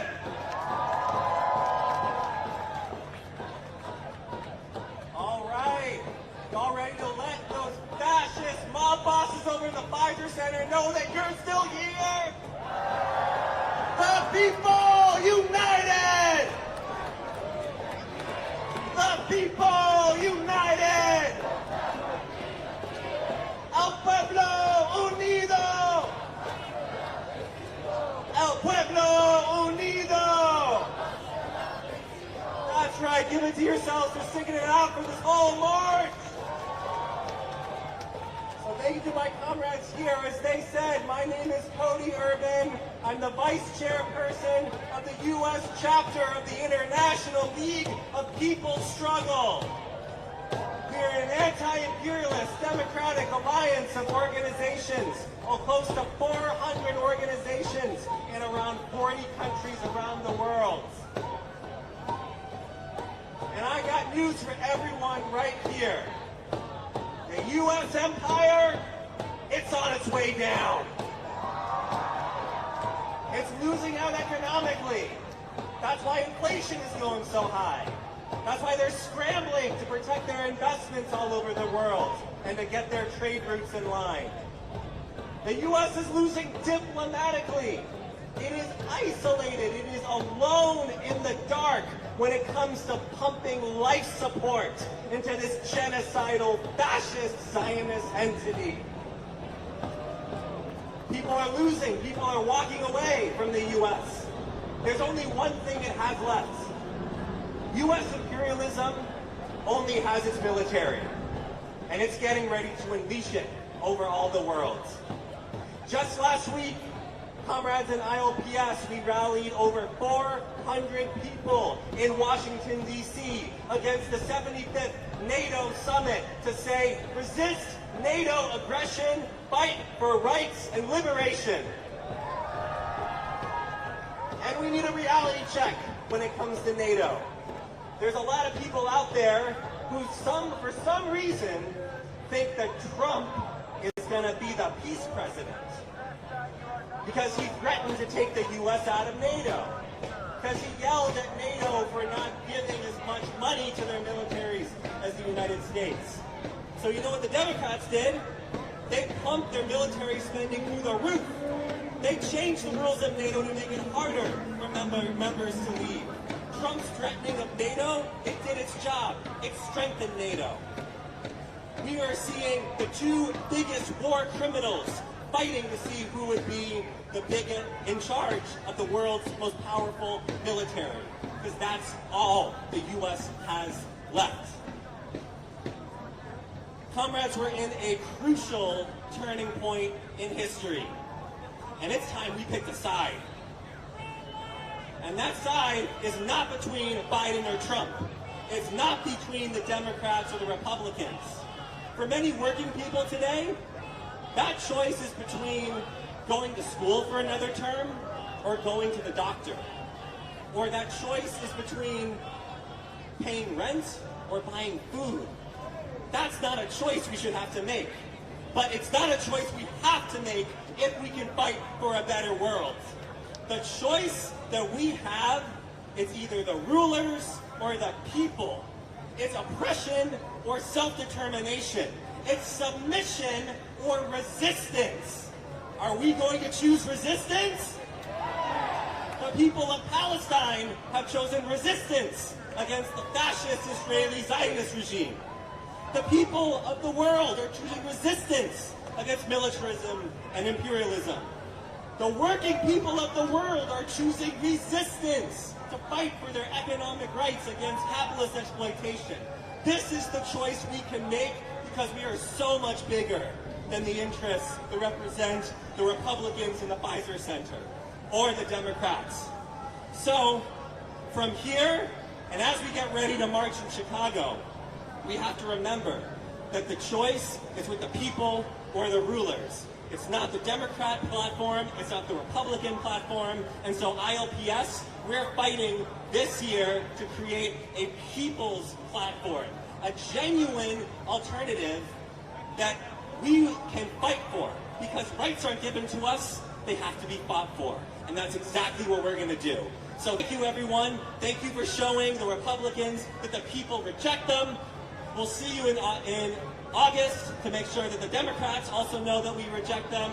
From now until every year it has to take, from Milwaukee to Chicago to Palestine to the Philippines, all power to all the people, and long live international solidarity.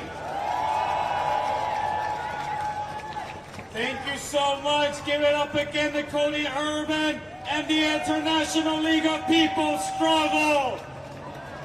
All power to the people. All power to the people. I said all power to the people. That's right, that's right. All right, you may have seen some people in our crowd wearing beautiful pink outfits today. So up next, let's give it up to Danica Katsovich with Code Pink. Thank you, everyone. My name's Danica. I'm the National Co-Director of Code Pink. As a feminist anti-war group, it really feels like everything going on in that convention is in direct opposition to everything we believe and stand for. We came here to march on the Republican National Convention. We know there's a Democratic president, but Republicans in Congress are bought off by the Israel lobby and the weapons industry, and every one of them votes in favor of sending the bombs that are dropping on Gaza. Both parties conspired to make this genocide possible.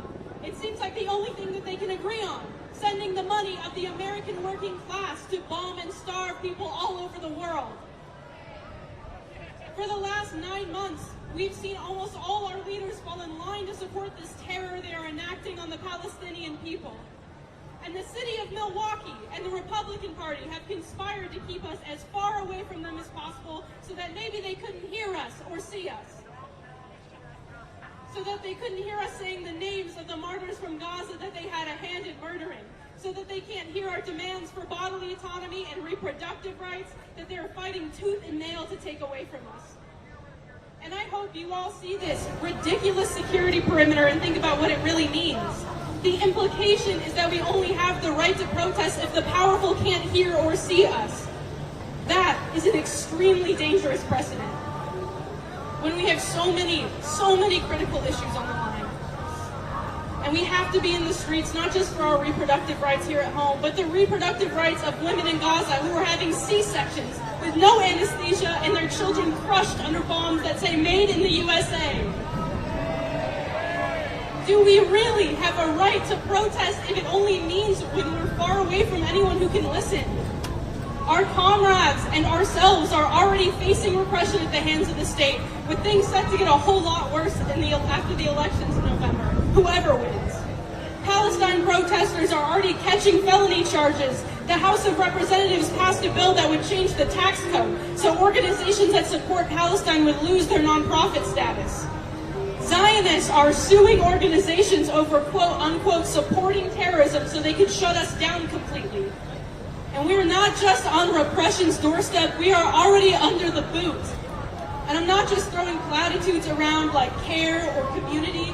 We are genuinely all we have right now.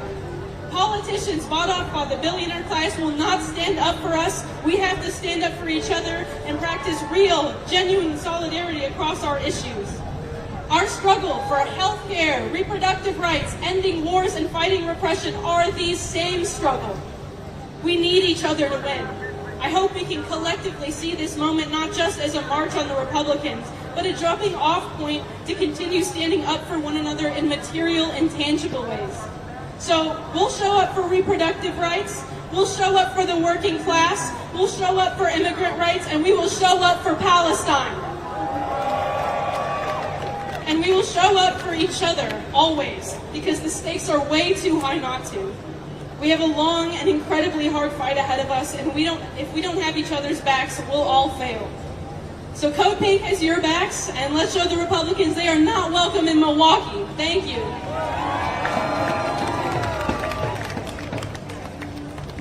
Free, free Palestine! Free, free Palestine! Free, free, free Palestine! That's right, that's right. Thank you so much, Danica, and thank you, Code Pink, for making it out here today. Show them some more love, y'all. All right. Up next, it is with great honor that I welcome someone who is near and dear to me, someone who I stand shoulder to shoulder with, organizing here in Milwaukee for a better Milwaukee and for the national liberation of all peoples. I'm talking about Aurelia Ceja, the co-chair of the coalition to march on the RNC. Can you hear me? I can't hear you! One more time, can you hear me? Let me hear you! Thank you so much, everyone, for being here today. My name is Aurelia Ceja, and I am co-chair of the coalition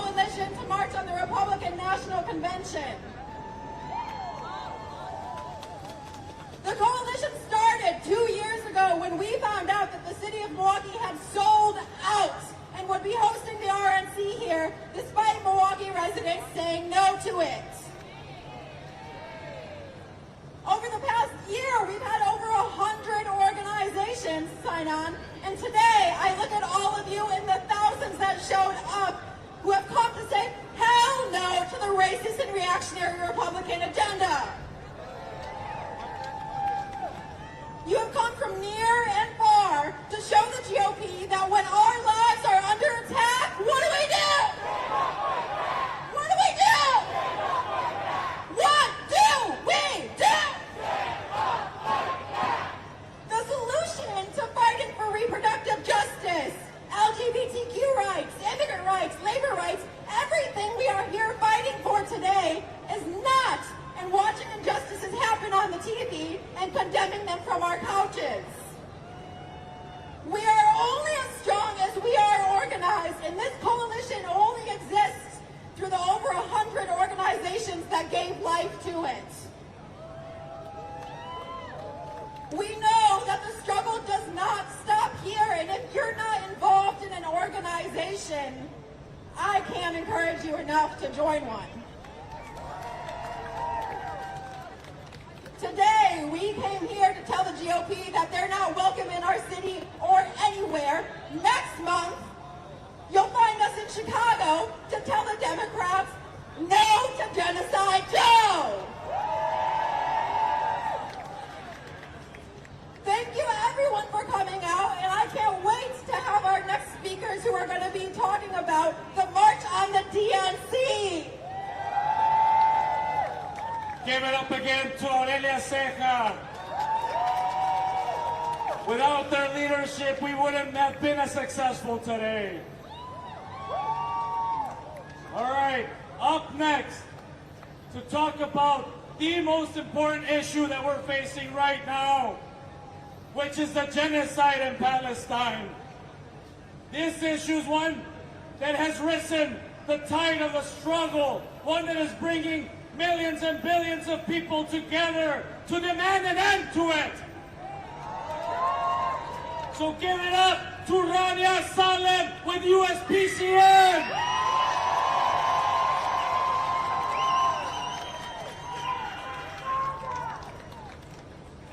Hello. My name is Rania Salem, and I'm a member of the U.S. Palestinian Community Network. We are all here together in the thousands to tell the Republican Party that we will always fight to stop their racist and reactionary agendas that only incite and encourage violence onto our communities. We've seen an increased level of violence on all fronts. Families being separated at the border, deportations happening en masse, children abused in police stations and shelters, and police brutality against black and brown communities. Our struggles extend beyond borders.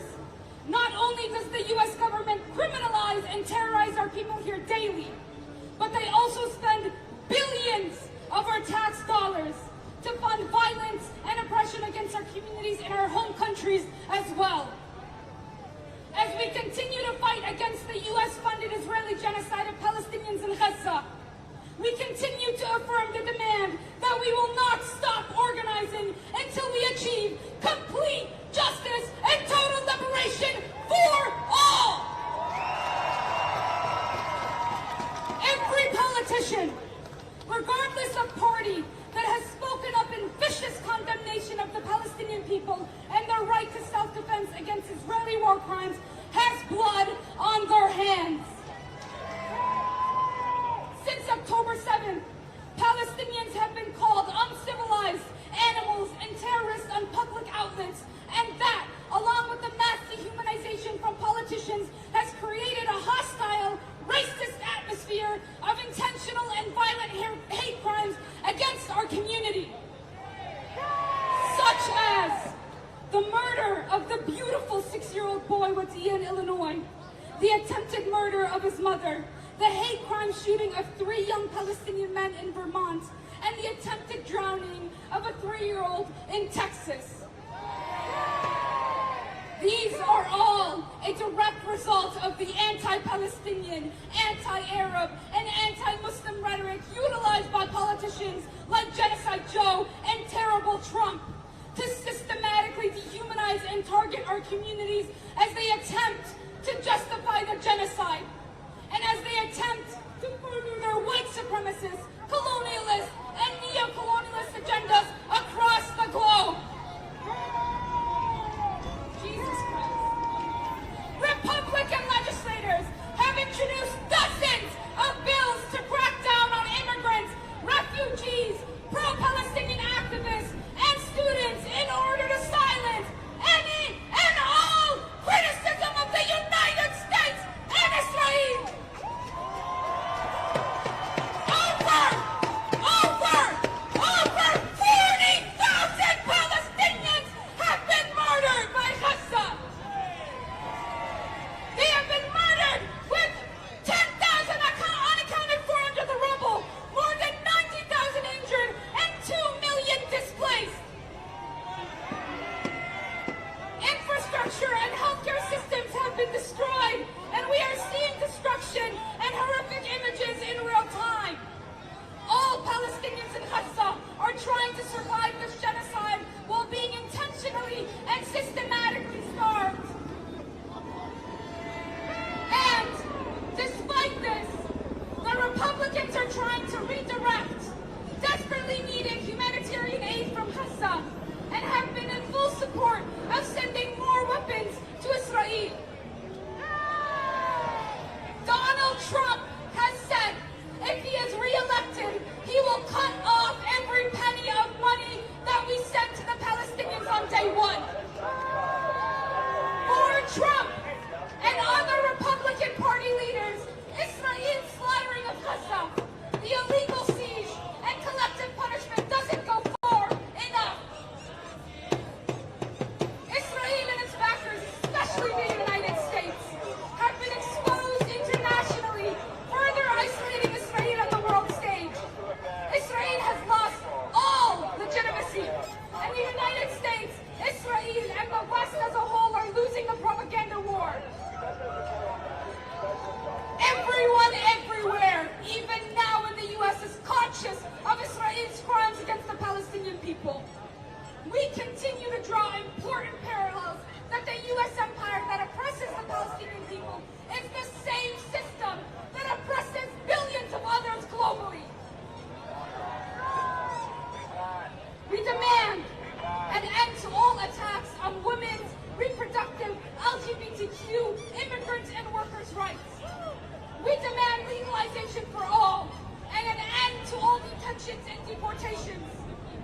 We demand an end to racist policing and state-sanctioned violence against black and brown people.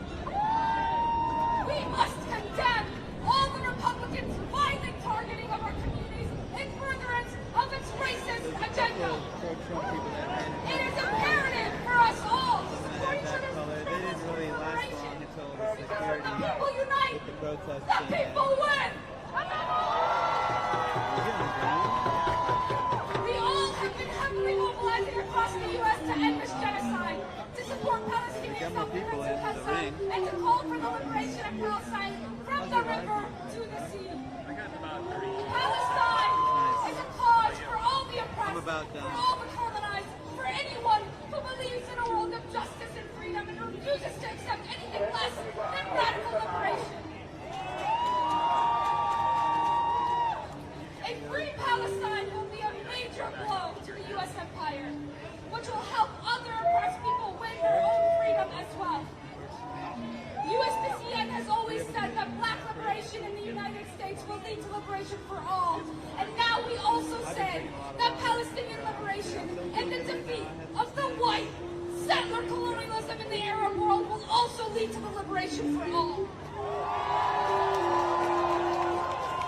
Which is also why, on my final note, I will say it's important that we all show up at the main massive protest on the DNC on Monday, August 19th in Chicago. The people united will never be defeated! The people united will never be defeated! The people united will never be defeated! The people united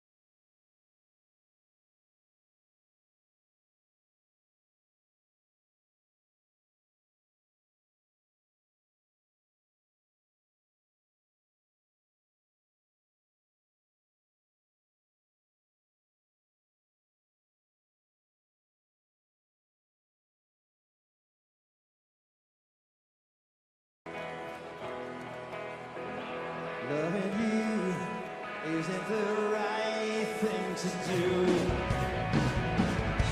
How can I ever change things that I feel?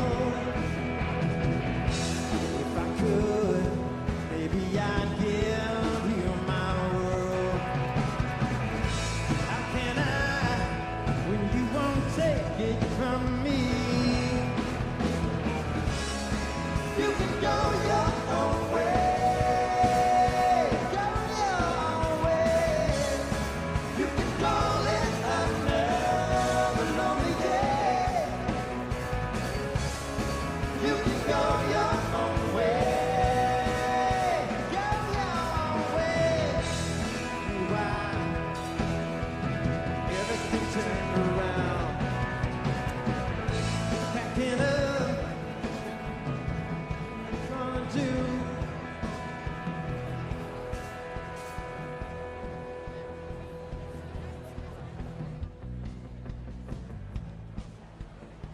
Delegates and alternate delegates, ladies and gentlemen, please take your seats. The program is about to begin.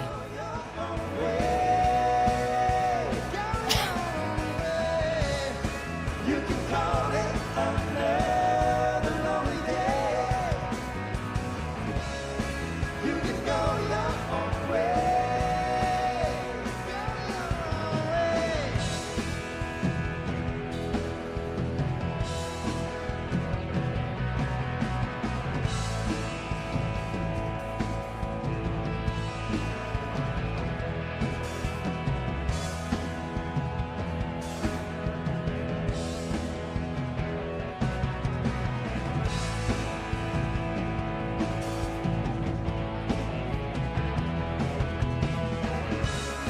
You can go your own way, go your own way. You can call it another lonely day. You can go your own way, go your own way. You can call it another lonely day.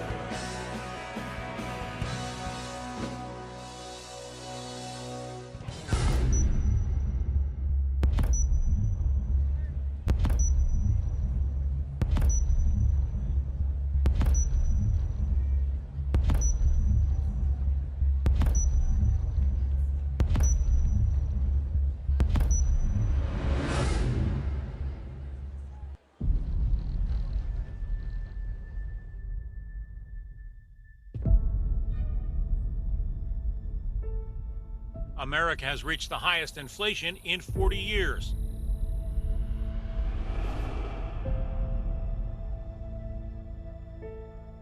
The Wall Street Journal has reported today that Americans' incomes have gone down 3 straight years.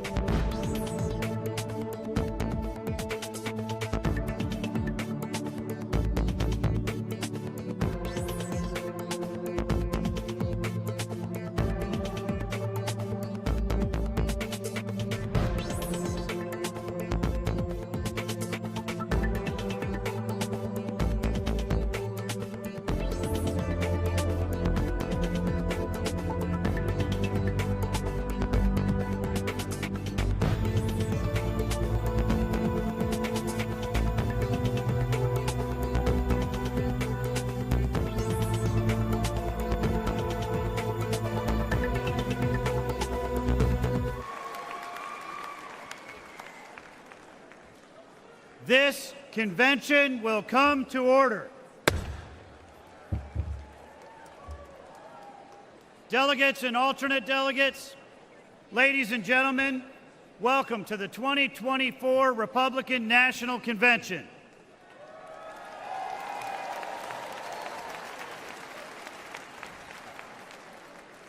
To give the invocation, please welcome Most Reverend Jerome Listecki, Catholic Archbishop of Milwaukee.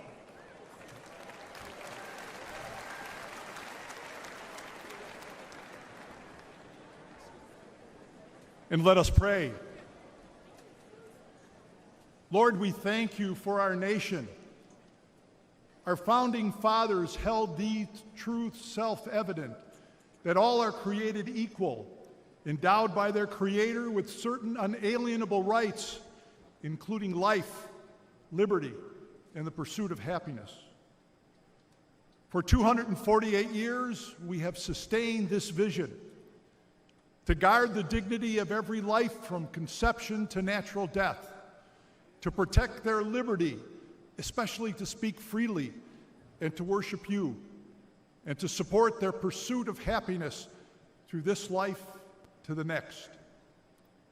We pray that you assist our elected officials and candidates always to protect our freedoms, to preserve our democracy, and to govern fairly.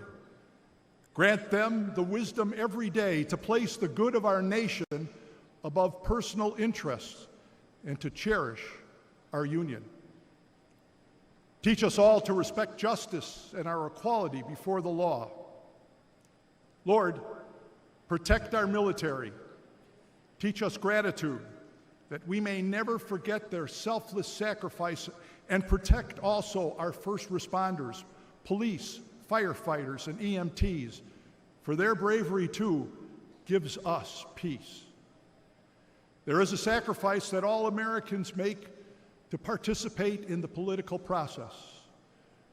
We ask you to receive his servant, Corey Compantadere, and we pray for those who were injured, demonstrating their commitment to our democratic process. Let us offer a moment of silence.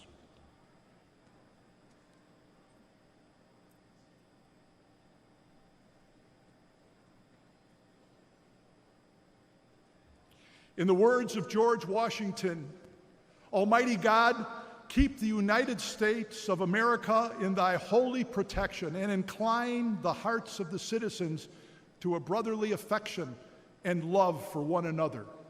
Through Jesus Christ, our Lord. Amen.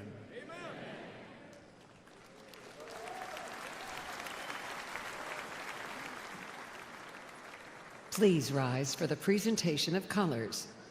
The colors are presented by the Hartford Police Department Honor Guard. Let's give them a warm welcome.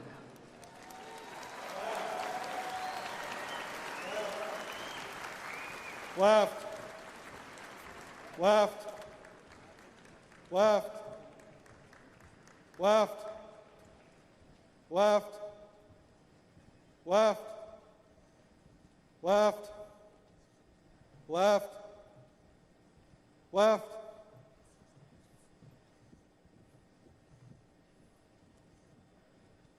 Detail, halt. Order, arms. Ready, cut.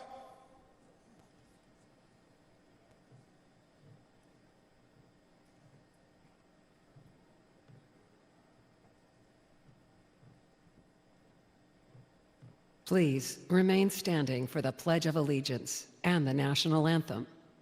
Right shoulder, arms.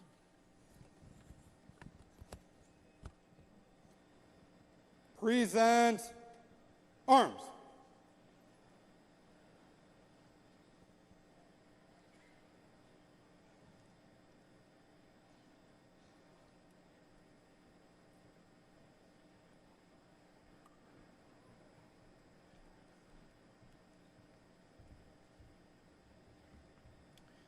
If you will, follow me.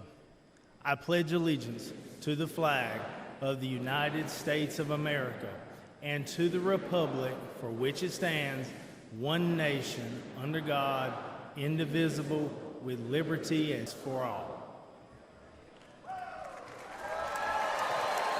Now, to perform the national anthem, please welcome the Great Lakes Adult and Teen Challenge Choir.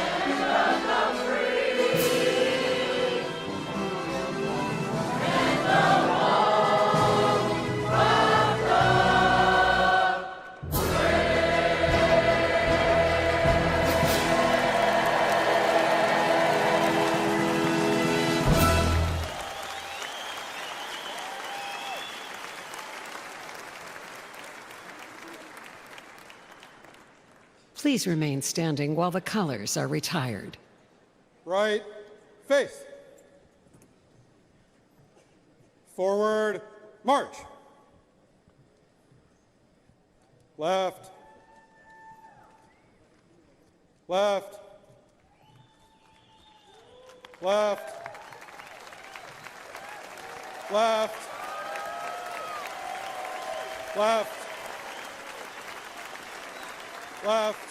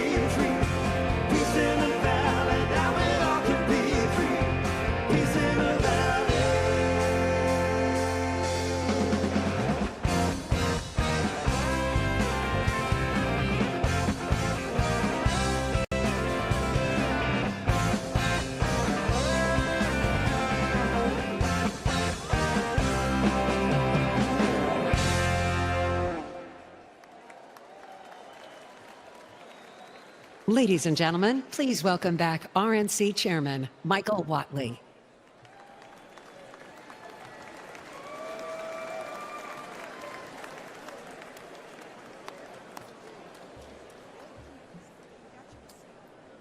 Delegates, guests, elected officials, and Republicans across the country, welcome to the 2024 Republican National Convention.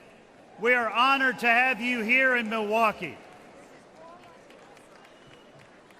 Just days ago, we witnessed a horrifying assassination attempt against President Trump at his rally in Pennsylvania. We are praying for President Trump. We are praying for the injured. We are praying for the family of Corey Compatore. We must unite as a party, and we must unite as a nation. We must show the same strength and resilience as President Trump and lead this nation to a greater future.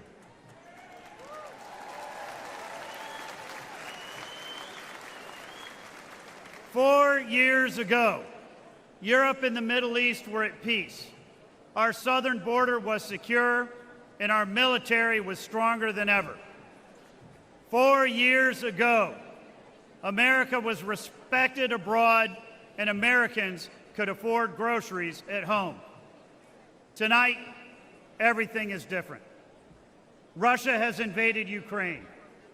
Iran and its proxies have openly attacked Israel, and China is threatening Taiwan. More than 10 million illegal immigrants have flooded across our border, posing a direct threat to our communities, and inflation is crushing families from coast to coast. I am here tonight as the chair of your Republican Party to tell you it does not have to be this way.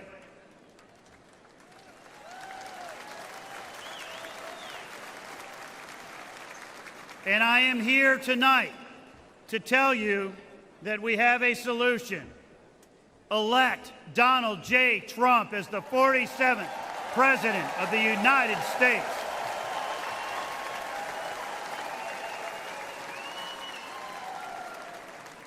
Only President Trump can unite us and restore our economy, rebuild our southern border, and regain our standing in the world. When I became chairman of the RNC, I pledged to do three things to make that happen. First, we are going to get out the vote. Second, we are going to protect the ballot.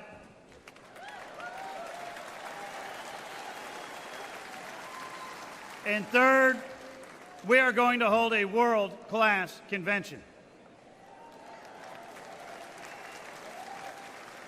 As long as I am your chairman, these will be the RNC's only priorities, because our number one objective is to win this election.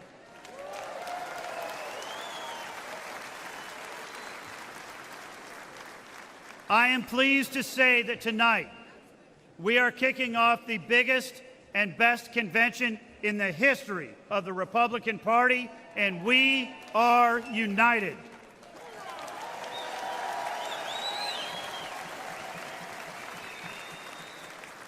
This election is not just about the next 4 years. It's about future generations of Americans to come.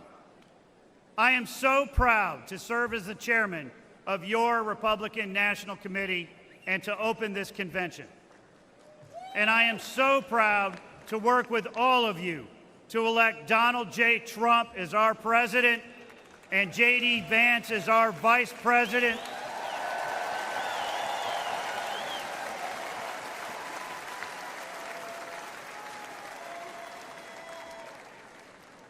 And to make America wealthy again,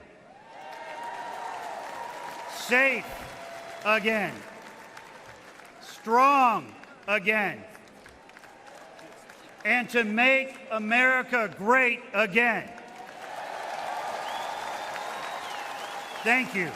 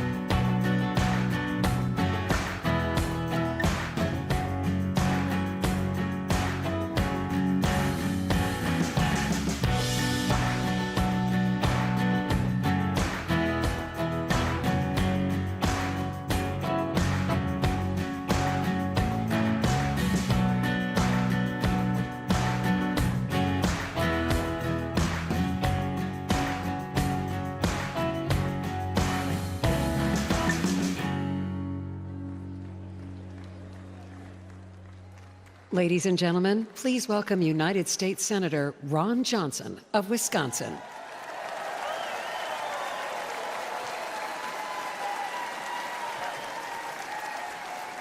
Thank you, thank you, thank you, thank you. Welcome to Wisconsin.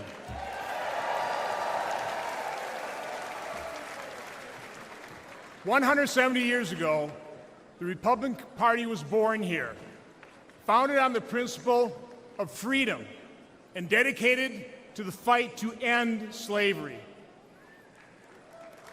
It is an honor and privilege to represent the good, decent, hardworking, and very nice people of Wisconsin in the U.S. Senate. Like most Americans, they believe the purpose of government is to help improve lives, not make them more difficult.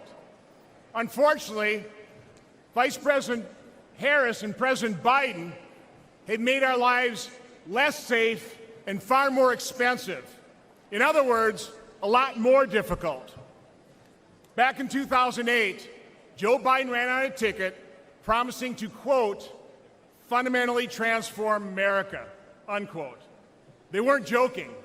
That was the Democrats' new radical far-left agenda. Today's Democrat Party is not the party of our parents and grandparents. That party cared about workers and people struggling to get by. Now they are the party of open borders, reckless spending, weaponized government, and weakness on the world stage. This fringe agenda includes biological males competing against girls, and the sexualization and indoctrination of our children.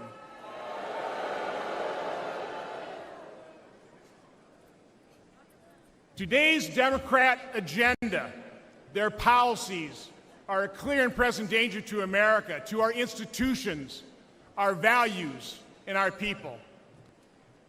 Democrats have forgotten American families. They have abandoned the hardworking middle class. But with President Trump and Republicans, those forgotten Americans are forgotten no more.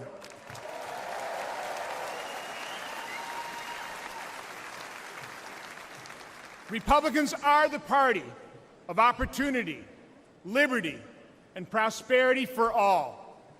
We proved we know how to make life better for all Americans, and we can do it again. With a secure border, smaller government, less regulation, and lower taxes. Republicans understand that Americans don't want welfare, they want work. They don't want woke equity, they want God-given equality.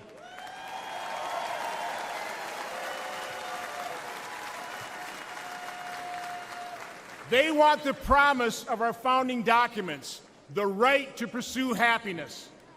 That's what Republicans will deliver. We've repaired the damage caused by Democrats before, and we will do it again.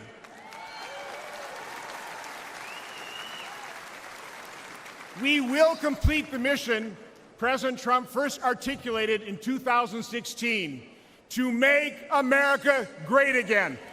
Thank you, and God bless you.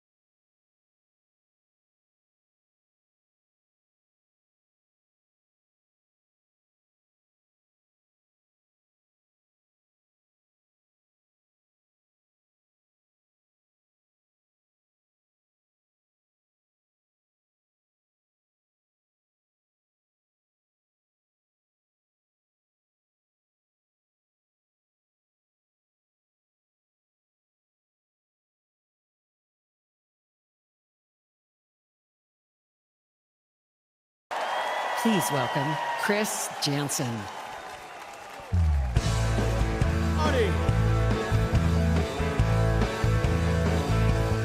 Everybody at the RNC, top to bottom, somebody put your hands in the air and scream, baby!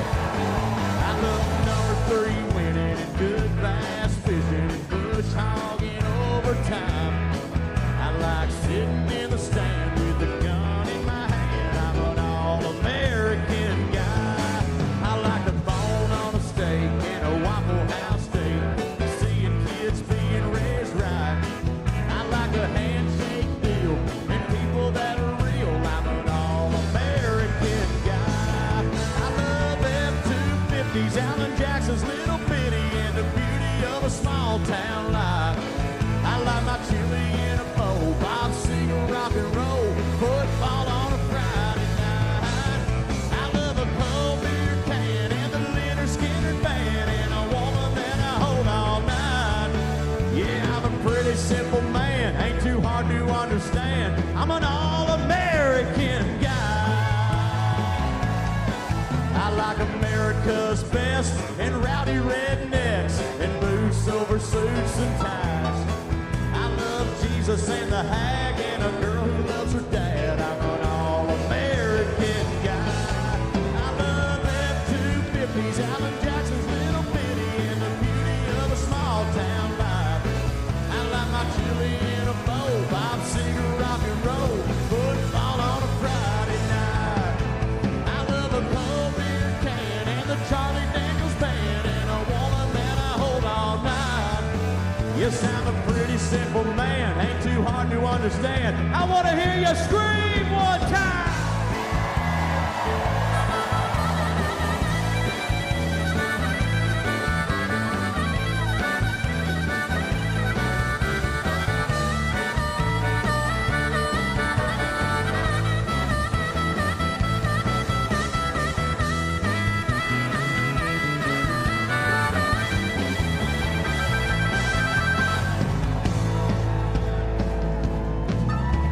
I can't hear you, they're listening around the world, RNC. I said, let me hear you scream, baby!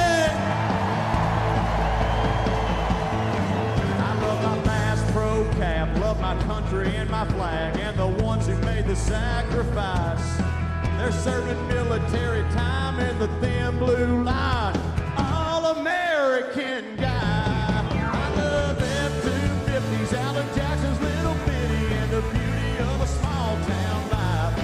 I like my chili in a bowl, Bob Seger, rock and roll, football on a Friday night. I love a cold beer can and a Marshall Tucker band and a woman that I call my wife. Yeah, I'm a pretty simple man, ain't hard to understand. I'm an all-American guy. You know I'm a pretty simple man, I ain't too hard to understand. Just an all-American guy. That's right.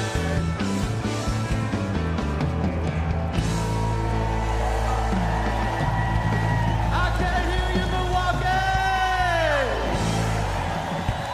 Everybody stay on your feet. Let's get some fun action in here. It's RNC 2024, and we are here to party for America, baby. We're here to party for America, baby. With every hand in the air, all the way to the top, side to side. I got a question for you, all the way back from 2016. Can somebody please buy me a boat?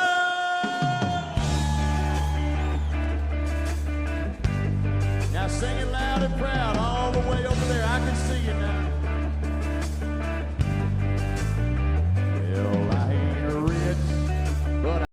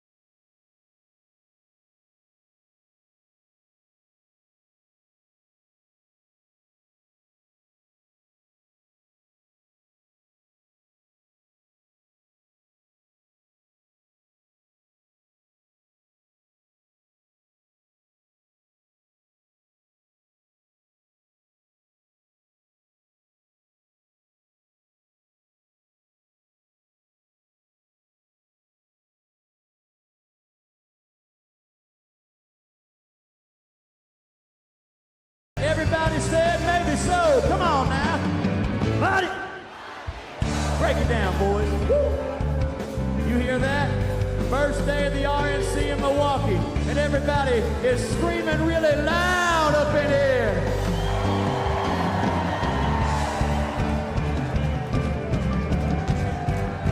I can see your hands. Everybody on your feet. Let's go. Get them up, get them up. We say, hey,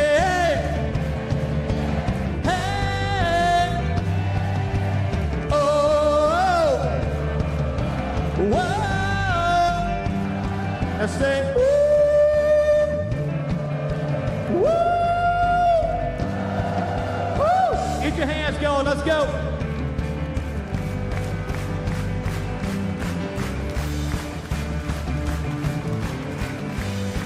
Watch this.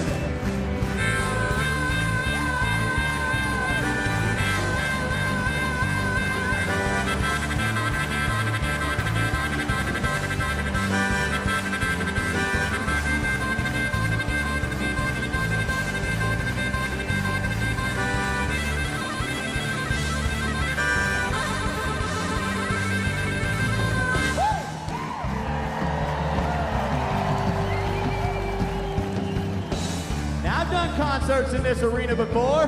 We might as well have a concert right now. The louder you get, the better I play. I said the louder you scream, the better we're gonna do. Let's go! I can't hear you! Let's go!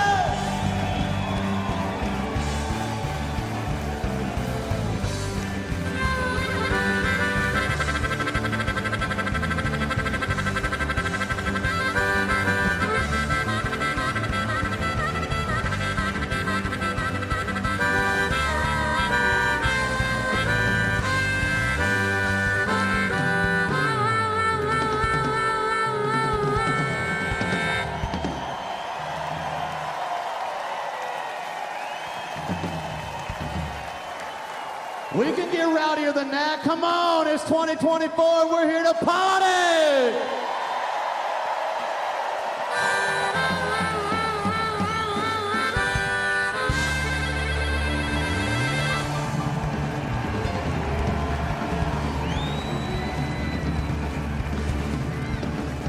While everybody's on their feet, by a show of hands, who feels blessed to be an American every single day of the week? I said by a show of hands and everybody out of their seat, who feels blessed to be an American in the land of the free, the home of the brave, every single day of the week? Then keep your hands up on the count of three, scream 1, 2, 3, go!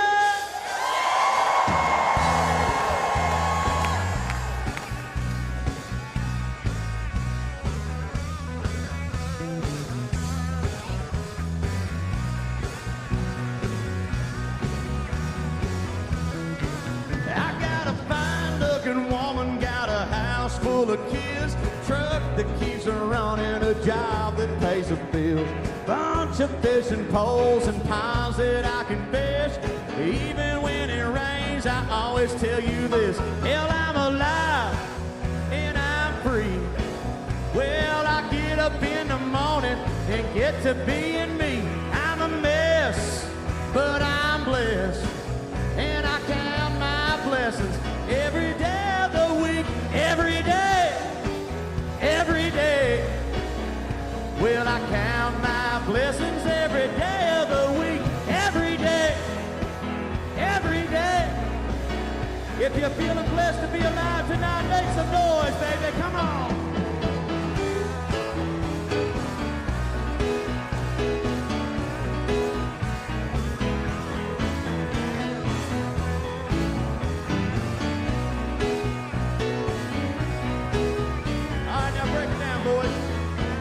Okay, my friends in Milwaukee, wave if you can see me good. Top to bottom, side to side, every hand in the air when I say every day, and you repeat after me. Here we go. You ready? Let's go. Every day, every day. Well, I count my blessings every day of the week, every day.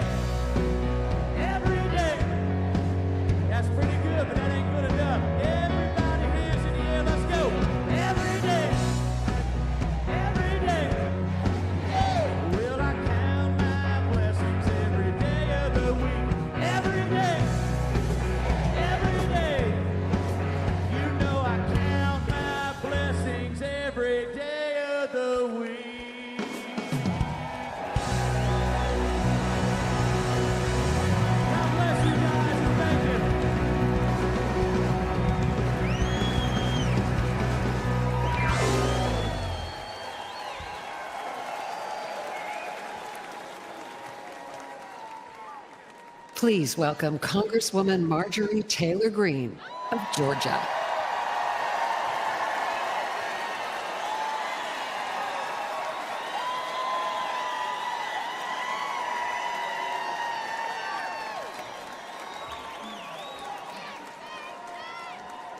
Thank you.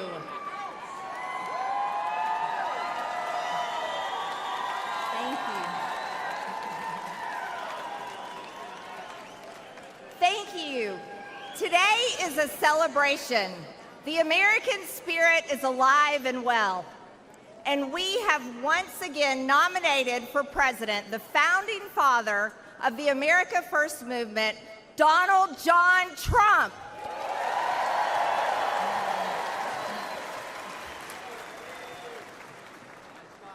Unfortunately, this is also a somber moment for our nation. 2 days ago, evil came for the man we admire and love so much. I thank God that his hand was on President Trump.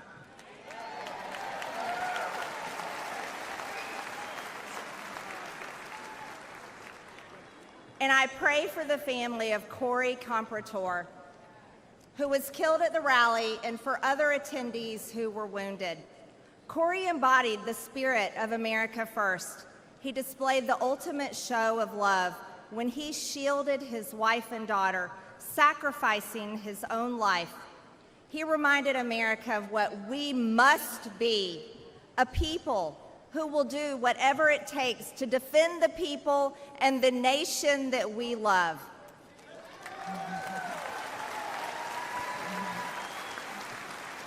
Thank you. I love you too. We will honor Corey's memory by building the country he wanted, the country he wanted for his children, and a government worthy of the American people. For far too long, the establishment in Washington has sold us out.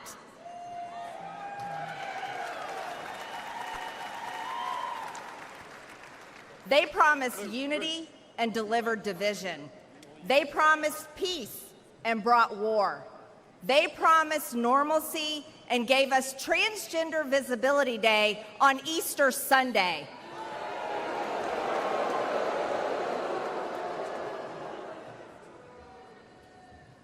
And let me state this clearly. There are only two genders.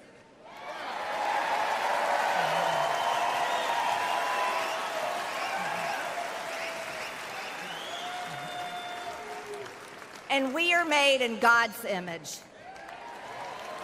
Amen. And we won't shy away from speaking that simple truth ever.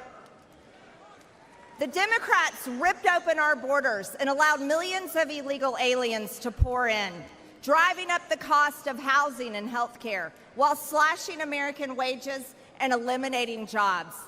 They claim that our economy is thriving, yet hundreds of thousands of American-born workers lost their jobs these past few years. The Democrats' economy is of, by, and for illegal aliens.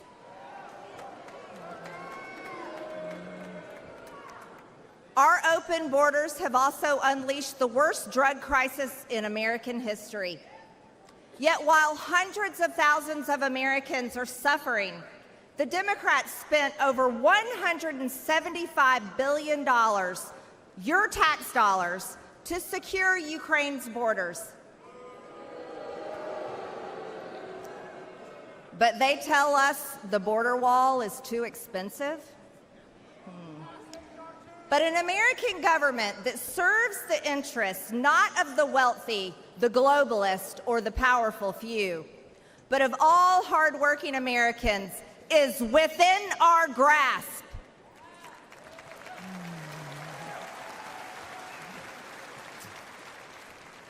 Donald Trump has, and he will, make America successful again. He will make us wealthy again.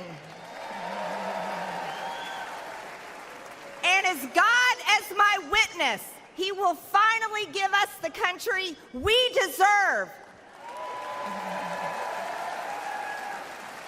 because Donald John Trump is the leader America deserves. God bless the American people, God bless President Trump, and God bless the United States of America.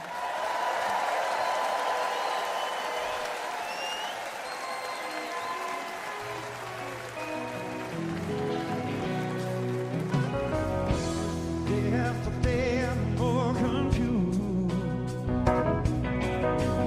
and I look for the light in the pouring rain. No, that's a game that I hate to lose. Feeling the same, ain't it a shame? Oh, killing the beat, boys, and free my soul. Wanna get lost in your rock and roll and drift away.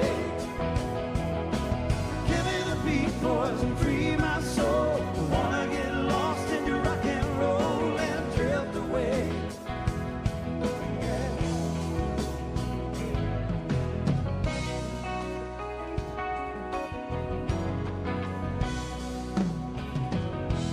Beginning to feel that I'm wasting time. Don't understand all the things I do. The world outside is so unkind. I'm counting on you, carry me through. Oh, give me the beat, boys, and free my soul. Wanna get lost in your rock and roll and drift away. Give me the beat, boys, and free my soul. I wanna get lost in your rock and roll and drift away. Yeah, I want to drift away.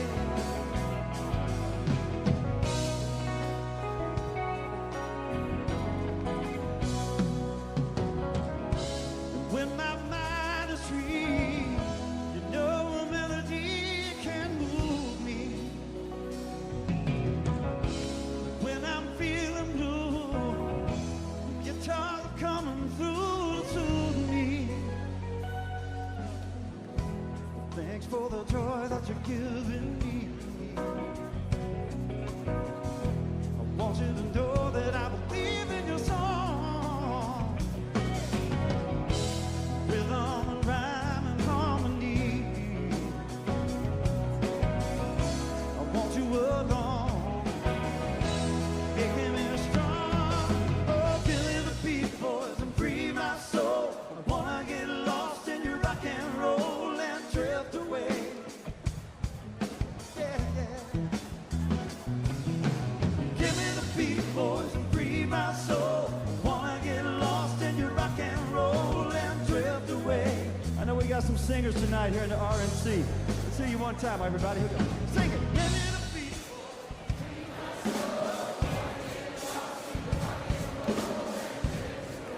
Sounding good, y'all. Sounding good tonight in Milwaukee, y'all. Sing. Give me the beat.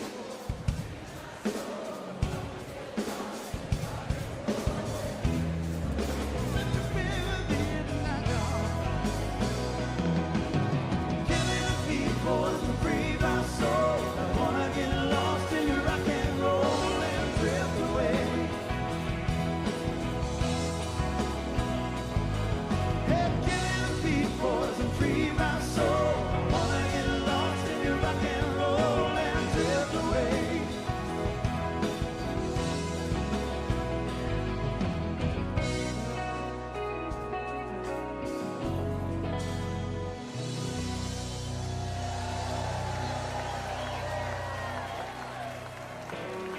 Please welcome the Lieutenant Governor and current candidate for governor of North Carolina, Mark Robinson.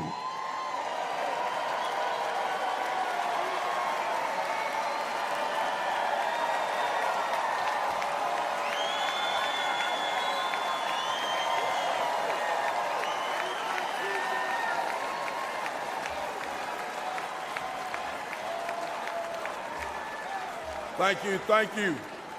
Thank you. First and foremost, I want to give thanks to my Lord and Savior Jesus Christ for giving us my life and health and strength, allowing me to be here and allowing us to live in this blessed and prosperous land. I am Mark Robinson. I am the first black lieutenant governor of North Carolina. And come November, I plan on being the first black governor of North Carolina.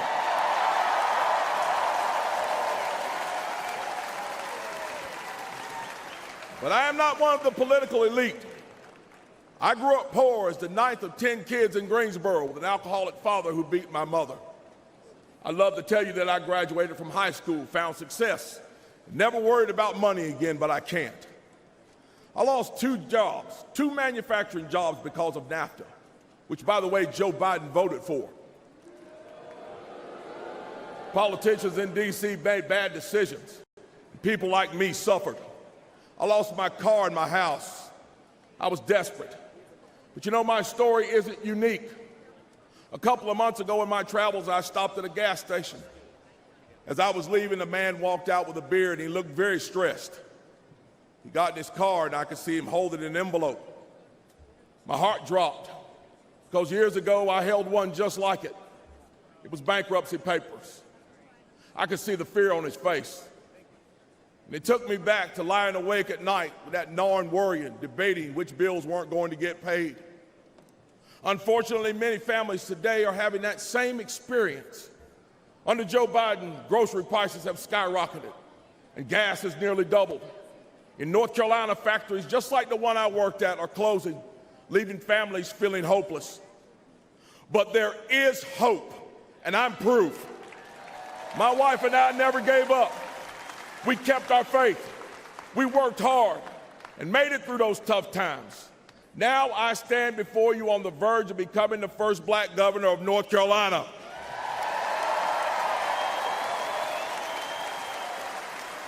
As governor, I will not forget where I came from or the struggles of the people I meet.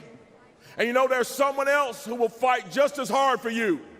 President Donald J. Trump.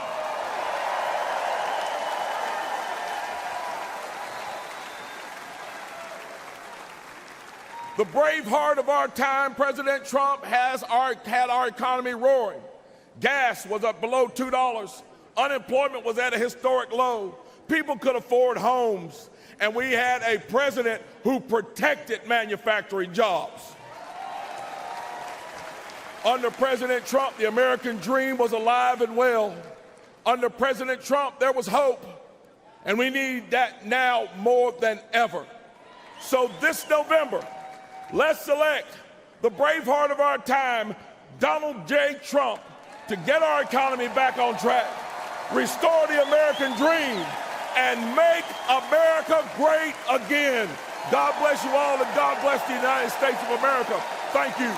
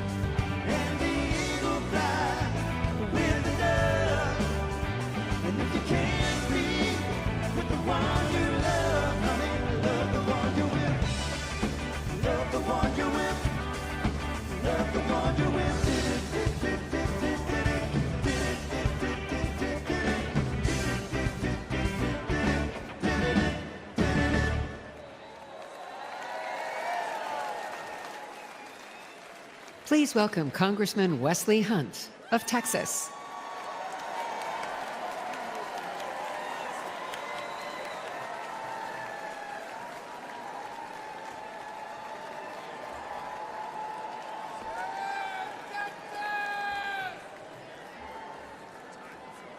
Thank you. Thank you. Thank you, Texas. Love you. Love you, Texas.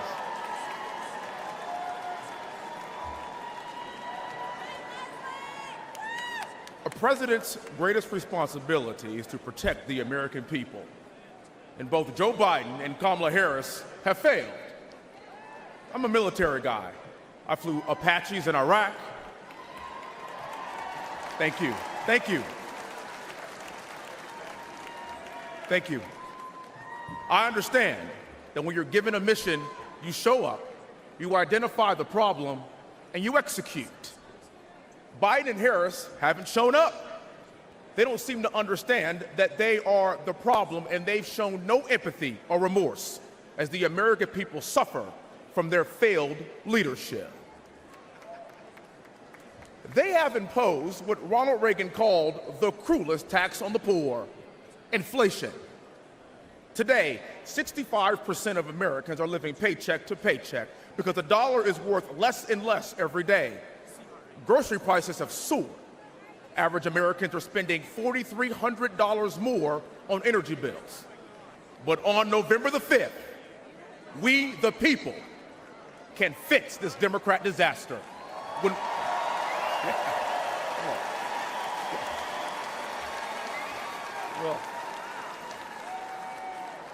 We can fix this disaster when we re-elect Donald John Trump as president and send him right back to where he belongs, the White House.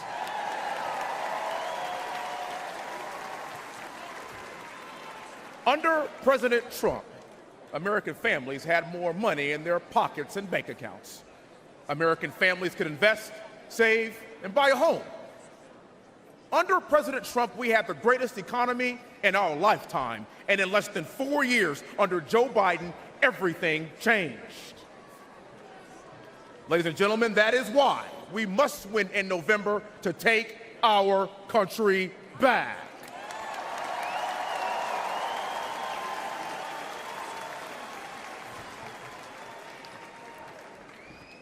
We owe it to future generations to embrace this pivotal moment.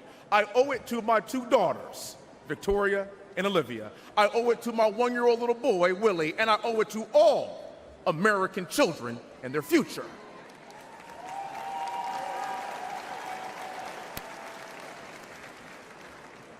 I'm the great-great-grandson of a slave. I'm the son of a retired lieutenant colonel. I'm the product of West Point along with my other two siblings.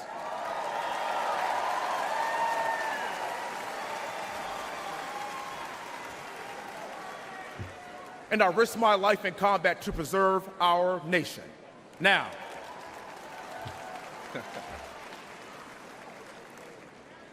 there's another man who is putting it all on the line to save our nation. His name is President Donald Trump.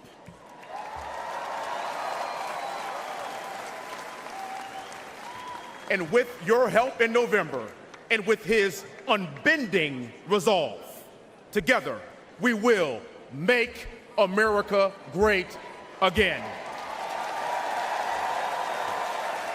God bless you, Milwaukee. May God continue to bless these United States of America. Thank you.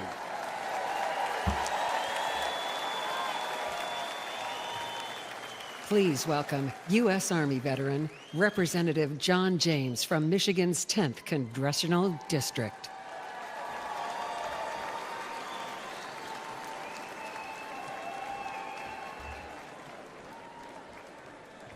Good evening, Wisconsin. Warmest regards from Detroit, home of the NFC North champion, Detroit Lions.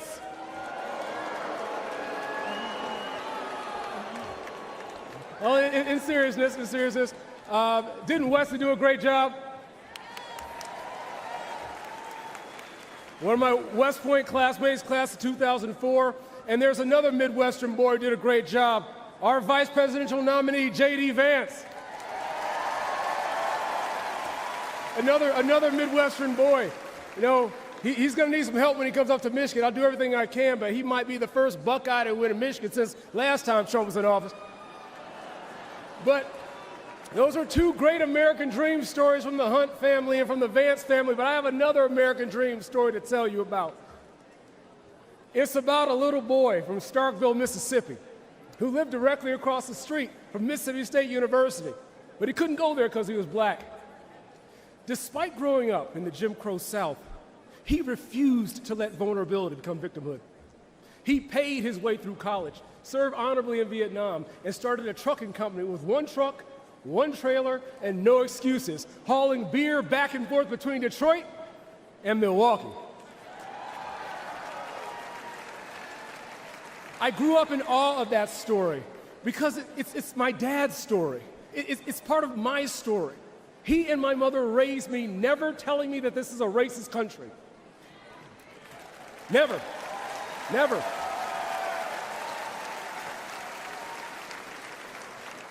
Even though we have marked blemishes in our past, even though we have much farther to go, even though they endured racism, it did not define the nation they loved. They taught me I could do anything I set my mind to. They taught me to put the Lord first always. They taught me to use my blessings to be a blessing to others. And that's what we're doing here today. That's why I went to West Point. I became a Ranger qualified Apache pilot and flew 750 hours operations in Operation Iraqi Freedom. You know, that's something else me and President Trump have in common. The bad guys shot at us both, but they missed. And we'll keep on fighting for America until the good Lord takes us home. By the grace of God, I was able to come home after my deployment and help run the company business. Now I have the honor of representing Michigan's 10th Congressional District, the #1 manufacturing district in the best state in the entire union. My family's story is the American dream story. But my biggest concern right now, my biggest fear, is will children today be able to look back and share that same story? Look, I firmly believe Americans have not given up on the American dream. Joe Biden and the Democrats have given up on the American dream.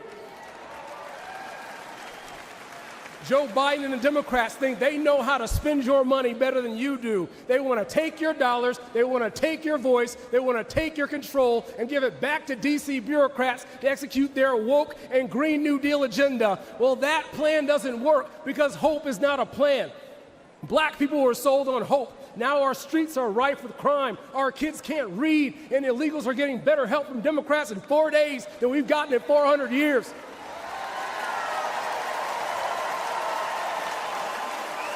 Look, our daughters were sold on hope, and now they're being forced on the playing fields and changing rooms of biological males. America was sold on hope, and now the world's on fire. Our borders are wide open, and Americans are going into debt to pay for their groceries. But look.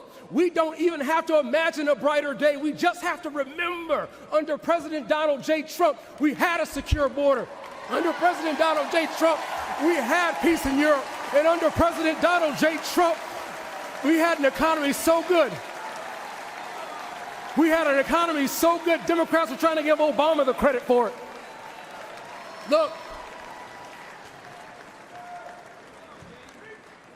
Yeah, I heard a little bit earlier today, if you don't vote for Donald Trump, you ain't black.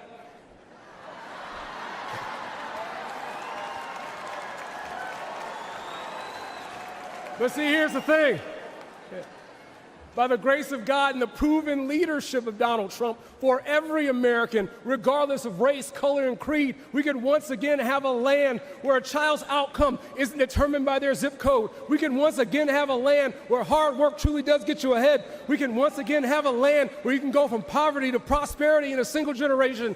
I believe that land is still America. America is the greatest idea that's ever been.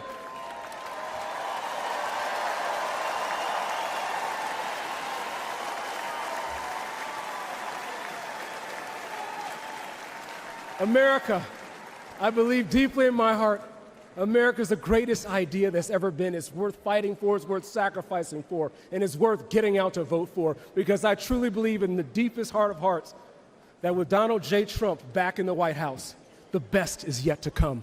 God bless you. Thank you. God bless America.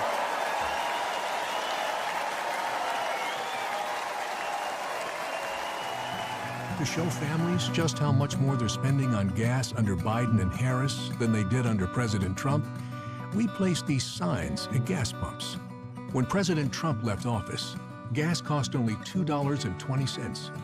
Under Biden and Harris, gas skyrocketed to the highest price in history, over $5 a gallon. $5 a gallon is the highest historically it's ever been. It hurts my heart, it hurts my budget, it just hurts. I've never seen it this high before, with the gas prices being the way that they are. They're terrible. They're outrageous, overpriced. Our paychecks are like a third of what they used to be just because of gas prices. We have to choose between, am I going to fill up my car all the way or am I going to buy a prescription? Whenever Trump was in office, it took me about $45 to fill up, and now it's about $75 to $80. A lot of pain every time you go to the gas pump, and I know I'm not the only one that feels it. Within my first year of driving, I'm having to deal with an average of 503 across the nation. I feel it every time I fill up. Well, it certainly affects my saving because it's hard to save when everything you're making is going out for groceries and gasoline. With the gas costing more, of course the food costs more, and also cuts into doing charitable activities, like try to deliver food to needy children. Families right now are living paycheck to paycheck, and it's going to get worse. How people with families do it on a normal average income, I don't see how they can pay it and have any money left over even to pay for gas. I don't think Bidenomics works for anybody. My family can't afford any more of him. It's impossible to pay $5.03. We need to care about our people better than that. There are going to be 41 million new Gen Z voters this upcoming election, and when they go to cast their vote, I mean, that's definitely going to take a toll on which way they lean. I'm voting for Trump because me and my family want to pay this amount for gasoline. We don't need any more of this. We need more of this.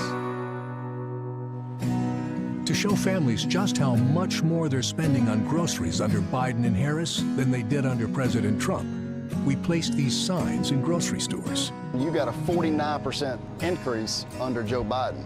I mean, a tremendous increase. It just goes on and on. It's ridiculous. I have definitely seen a price increase since Biden has been president. The food prices are astronomical. They're unaffordable. They're still going up. Every week you see something else that's gone up higher. It's hurting everybody. When we grocery shopped, 5, 6 years ago, this is not the same grocery store that I remember. I do without a lot of things that I shouldn't because we can't afford it. Everything in the store is double the price. I mean, we're talking $600 a week just for my family of 6. I think it's especially hard on families with children. A lot of people are using food banks that never would have used food banks before.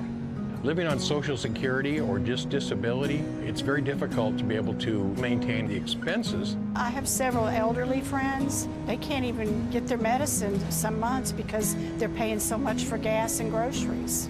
When you check out, it's shocking. It's shocking what the increase is. Everything. Joe Biden's policy, Kamala's policies, they're killing us. But since Biden's come in, I gotta say it's gotten worse, and they don't even care.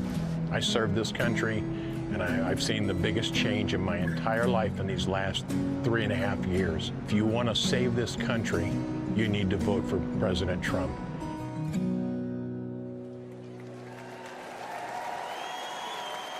Please welcome American mother, Sarah Workman.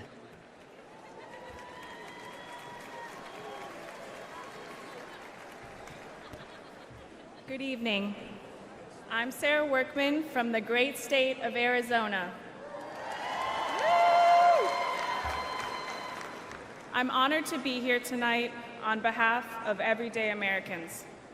I'm a single mother who works 2 jobs to support my family. I know Americans can relate when I say that every time I fill up my gas tank, go to the grocery store, and try to pay the bills, I think, who doesn't miss the Trump days?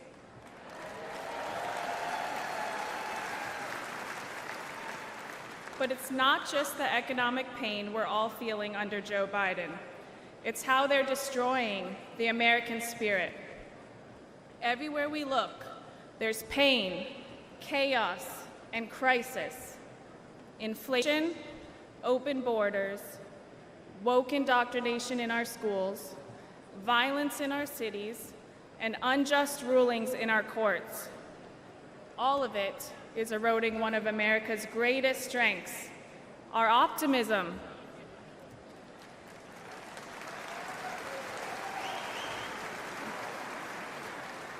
While the left is trying to divide us with identity politics, we are here tonight because we believe that America is always, should be, one nation under God.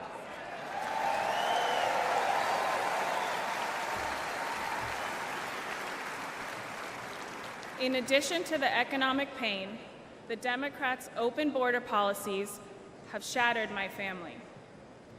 With drugs so readily available, my husband fell victim to the drug epidemic.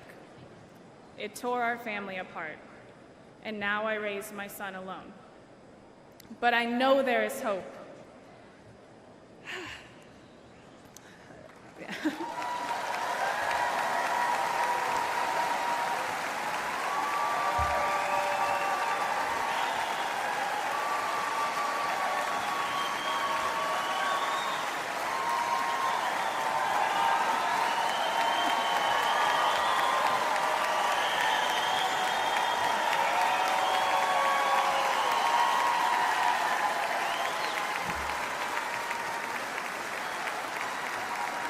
That is what this election represents for all of us who have been forgotten over the last 4 years. Hope. We need God in our hearts and Donald Trump back in the White House.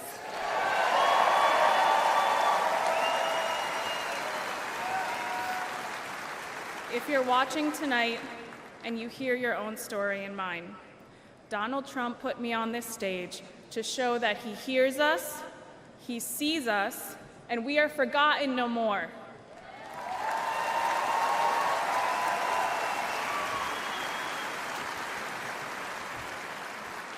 I find peace in God's promise that says, if my people who are called by my name would humble themselves and pray, I will heal your nation. Amen.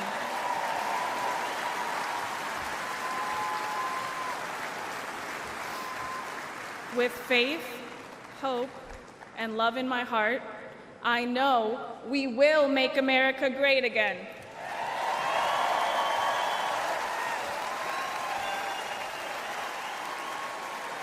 Please welcome United States Senator Katie Britt of Alabama.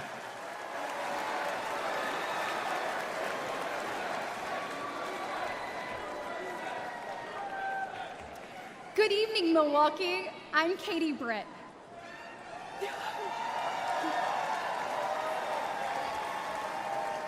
We are all here tonight for one reason. We need to change the direction of our nation. And Donald Trump is the change we need. To my fellow moms and dads across America, I think we all know that raising a family is hard. Add in smartphones and social media, and we already had plenty to worry about. But then Joe Biden and Kamala Harris came around. Now our lives are that much more difficult and way more expensive. Under Biden-Harris, prices are high, and expectations, well, they're low. Grocery prices are up more than 21%. Electricity is up 31%. Gas is up 48%. Mortgage rates have more than doubled, and rent is skyrocketing. To me, these aren't just numbers. This is pain for millions of Americans. It means that so many American families have to live with so much less. This is too high a price to pay for an administration that has brought us to such lows. The American people won't have the wool pulled over our eyes. We see how Biden and Harris keep making things worse. And we know the current president is not capable of turning things around.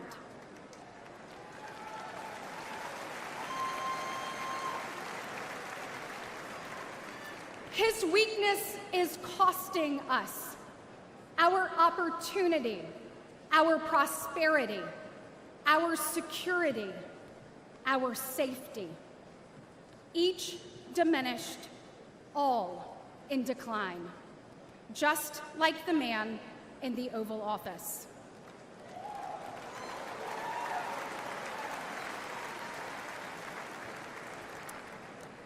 And it doesn't have to be this way.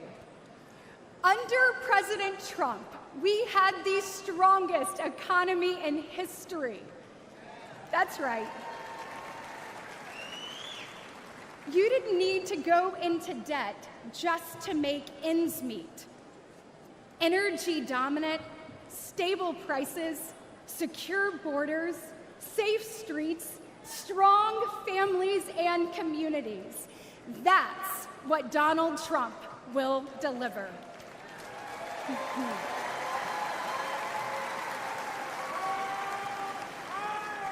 With President Trump, the tough choice was which job offer to accept. Now, it's which second job to take just to pay the bills. Your family can't afford this costly and dangerous decline for 4 more years.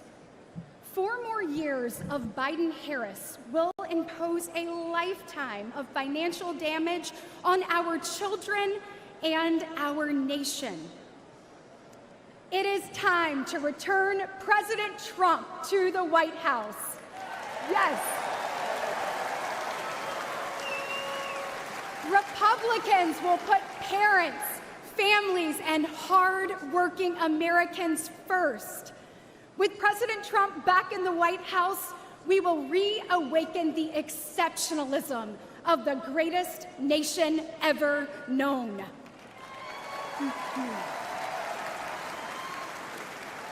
We will defeat decline, dust off our dreams, and forge our future. Because families across our nation deserve better.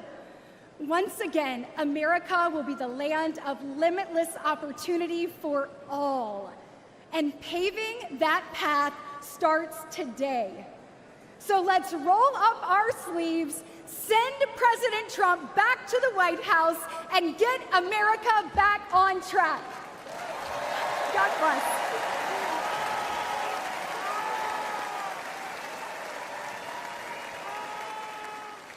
Ladies and gentlemen, please welcome United States Senator Tim Scott of South Carolina.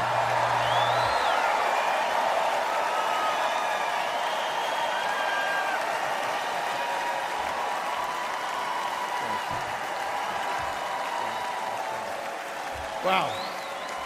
Wow. Wow. Wow. Thank you so much. Thank you.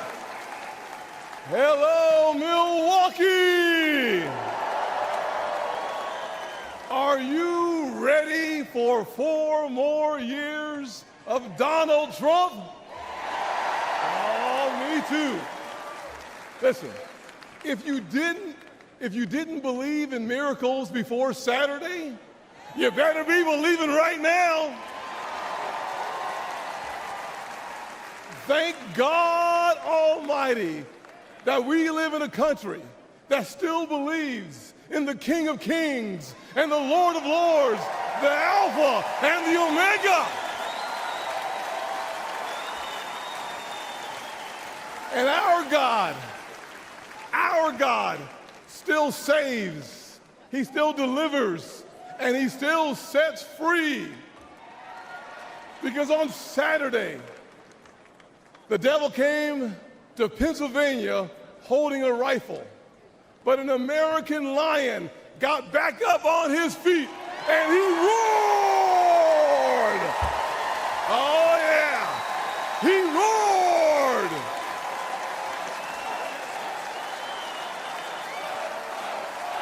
Yeah, yes he did.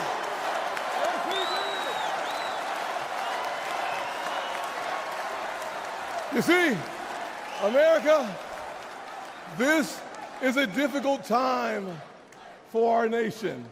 Inflation is crushing families. Illegal immigration is crushing American workers. Failing schools and victimhood culture are crushing our poorest kids. And the weakness of the commander-in-chief has invited world wars all around our world. Joe Biden is asleep at the wheel and we're headed over a cliff. We hear despair in the voices of a millennial couple raising 2 kids in a 1-bedroom apartment because they can't afford a house. We see pain on the faces of Gold Star parents because their commander-in-chief, Joe Biden, literally forgets their son died in uniform on his watch. America, we deserve better.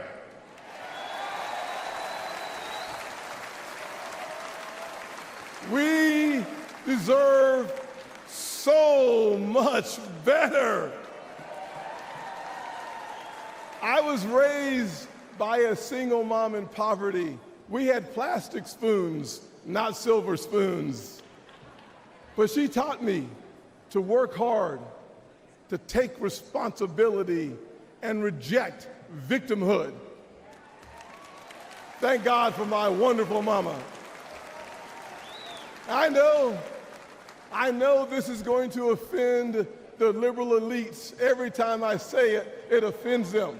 But let me say it one more time. America is not a racist country.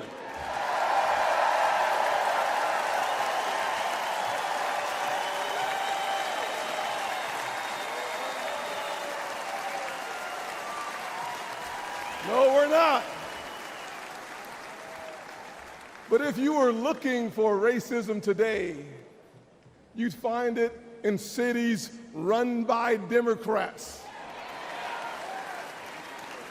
Look on the south side of Chicago. Poor black kids trapped in failing schools. Thousands shot every single year, including one of my former interns, Daquan. But there's good news. It's conservative values that restores hope. It's Republican policies that lifts people up. I partnered with the greatest president of my generation, President Donald J. Trump.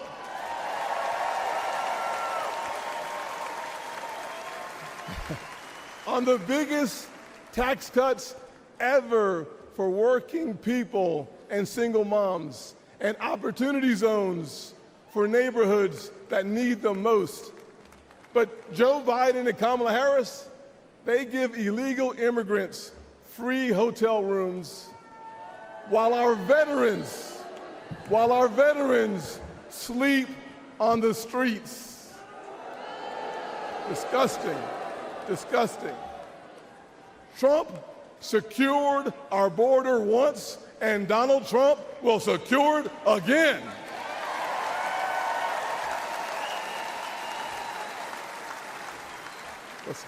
This November, we are not deciding simply the fate for the next 4 years. We're setting a course for the next 40 years. I see our heartland filled with huge American factories powered by abundant American energy, building what America needs, creating generational wealth for blue-collar workers. You see, we are the Republican Party of Frederick Douglass and of Abraham Lincoln, of Ronald Reagan and Donald Trump. But we, 4 more years. I love it.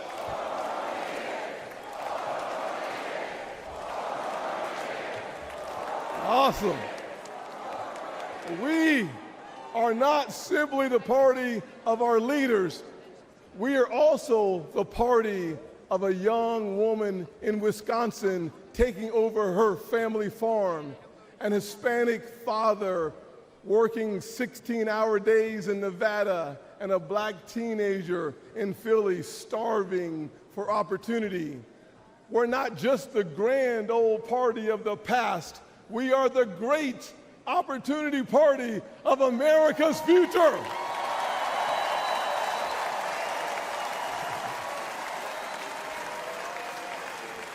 And there's only, hear me clearly, and there's only one person who can make that vision a reality: Donald J. Trump.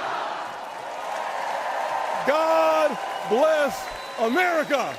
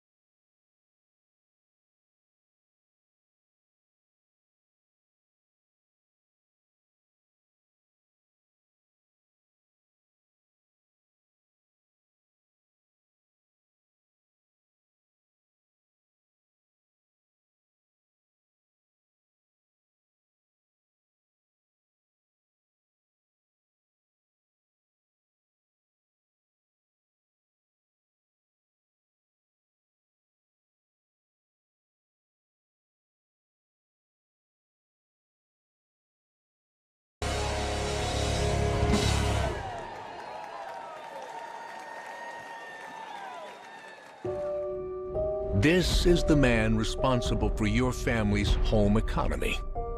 He can't even walk up steps or put on his own coat. Biden's incompetence is financially crushing Americans. One of Biden's first acts as president was to raise taxes, then create a new army of IRS agents to go get the money. Biden's inflation tax costs American families more than $11,000 a year. Under Biden, the highest inflation in 40 years, sickening grocery prices, highest gas prices in history, while Americans' incomes have fallen 3 straight years. Now, Biden's proposing a new $4.9 trillion tax hike, the largest ever, $36,000 per American family, and an end to the Trump tax cuts. It's obvious Biden must be fired. President Trump didn't just give us the strongest economy in the world, he gave us the largest tax cuts in history. And he'll do it again, including bringing back the Trump tax cuts for your family. President Trump's also going to provide economic relief for millions of American service workers who have been ignored by Biden.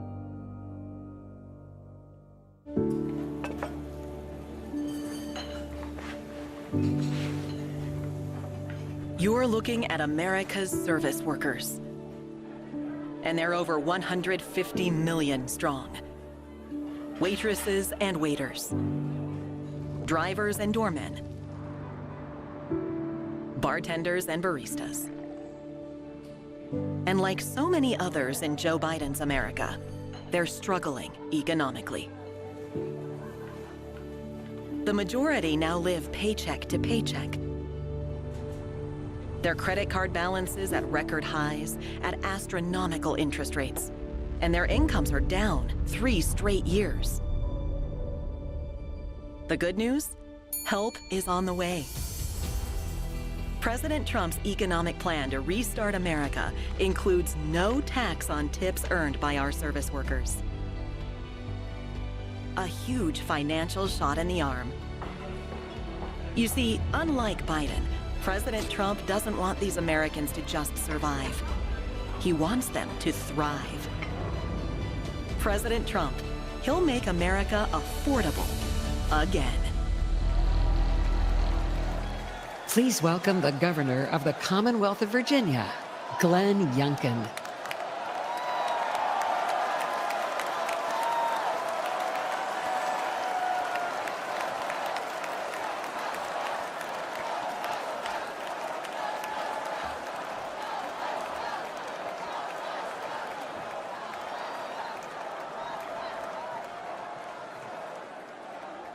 Yes, Joe must go.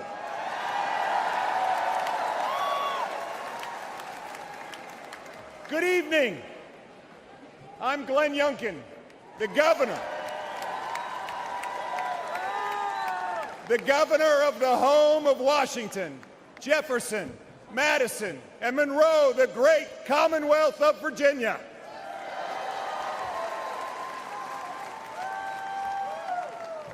Tonight, we stop for a moment. We ask for God's grace to be on innocent victims. We ask him to be with their families. We thank him for this moment of unity. And we thank him for protecting our next president, Donald J. Trump.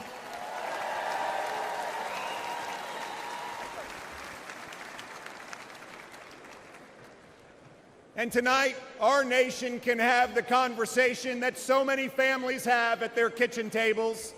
Yes, those tough conversations. How do we make it all work? The conversation young families from Midlothian, Virginia to Milwaukee, Wisconsin, whose dreams of buying a home have been shattered by 7.5% mortgage rates.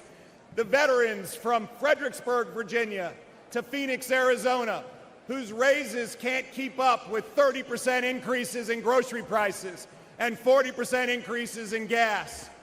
The retirees from Roanoke, Virginia to Reno, Nevada, whose fixed income has been crushed by the silent thief of inflation unleashed by Joe Biden and Kamala Harris. Tonight, America, the land of opportunity, just doesn't feel like that anymore.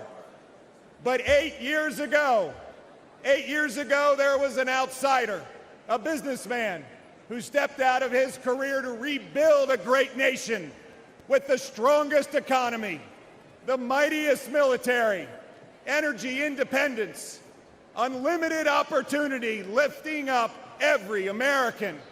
That outsider businessman was Donald J. Trump, and he will do it again.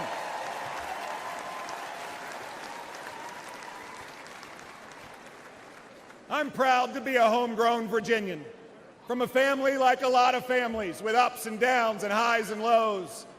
My mom was a nurse, and she was my hero. She pulled our family together after my dad lost his job. At 15, washing dishes and flipping eggs, I learned that there is dignity in work.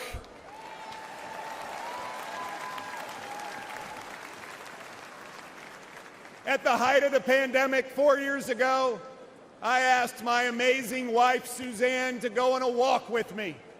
I told her I planned to quit my job and run for governor. She looked at me with tears in her eyes and a quivering lip and asked, "Governor of what?"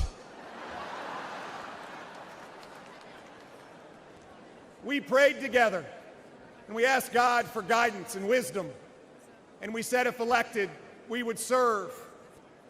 After 12 years of only electing Democrats statewide, in November 2021, Virginians elected a Republican outside businessman as their 74th governor.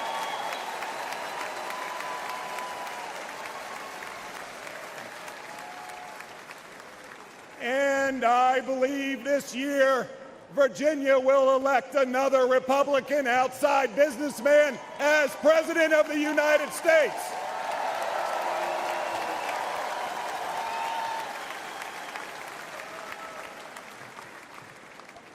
Proved that common sense conservative leadership works. It works for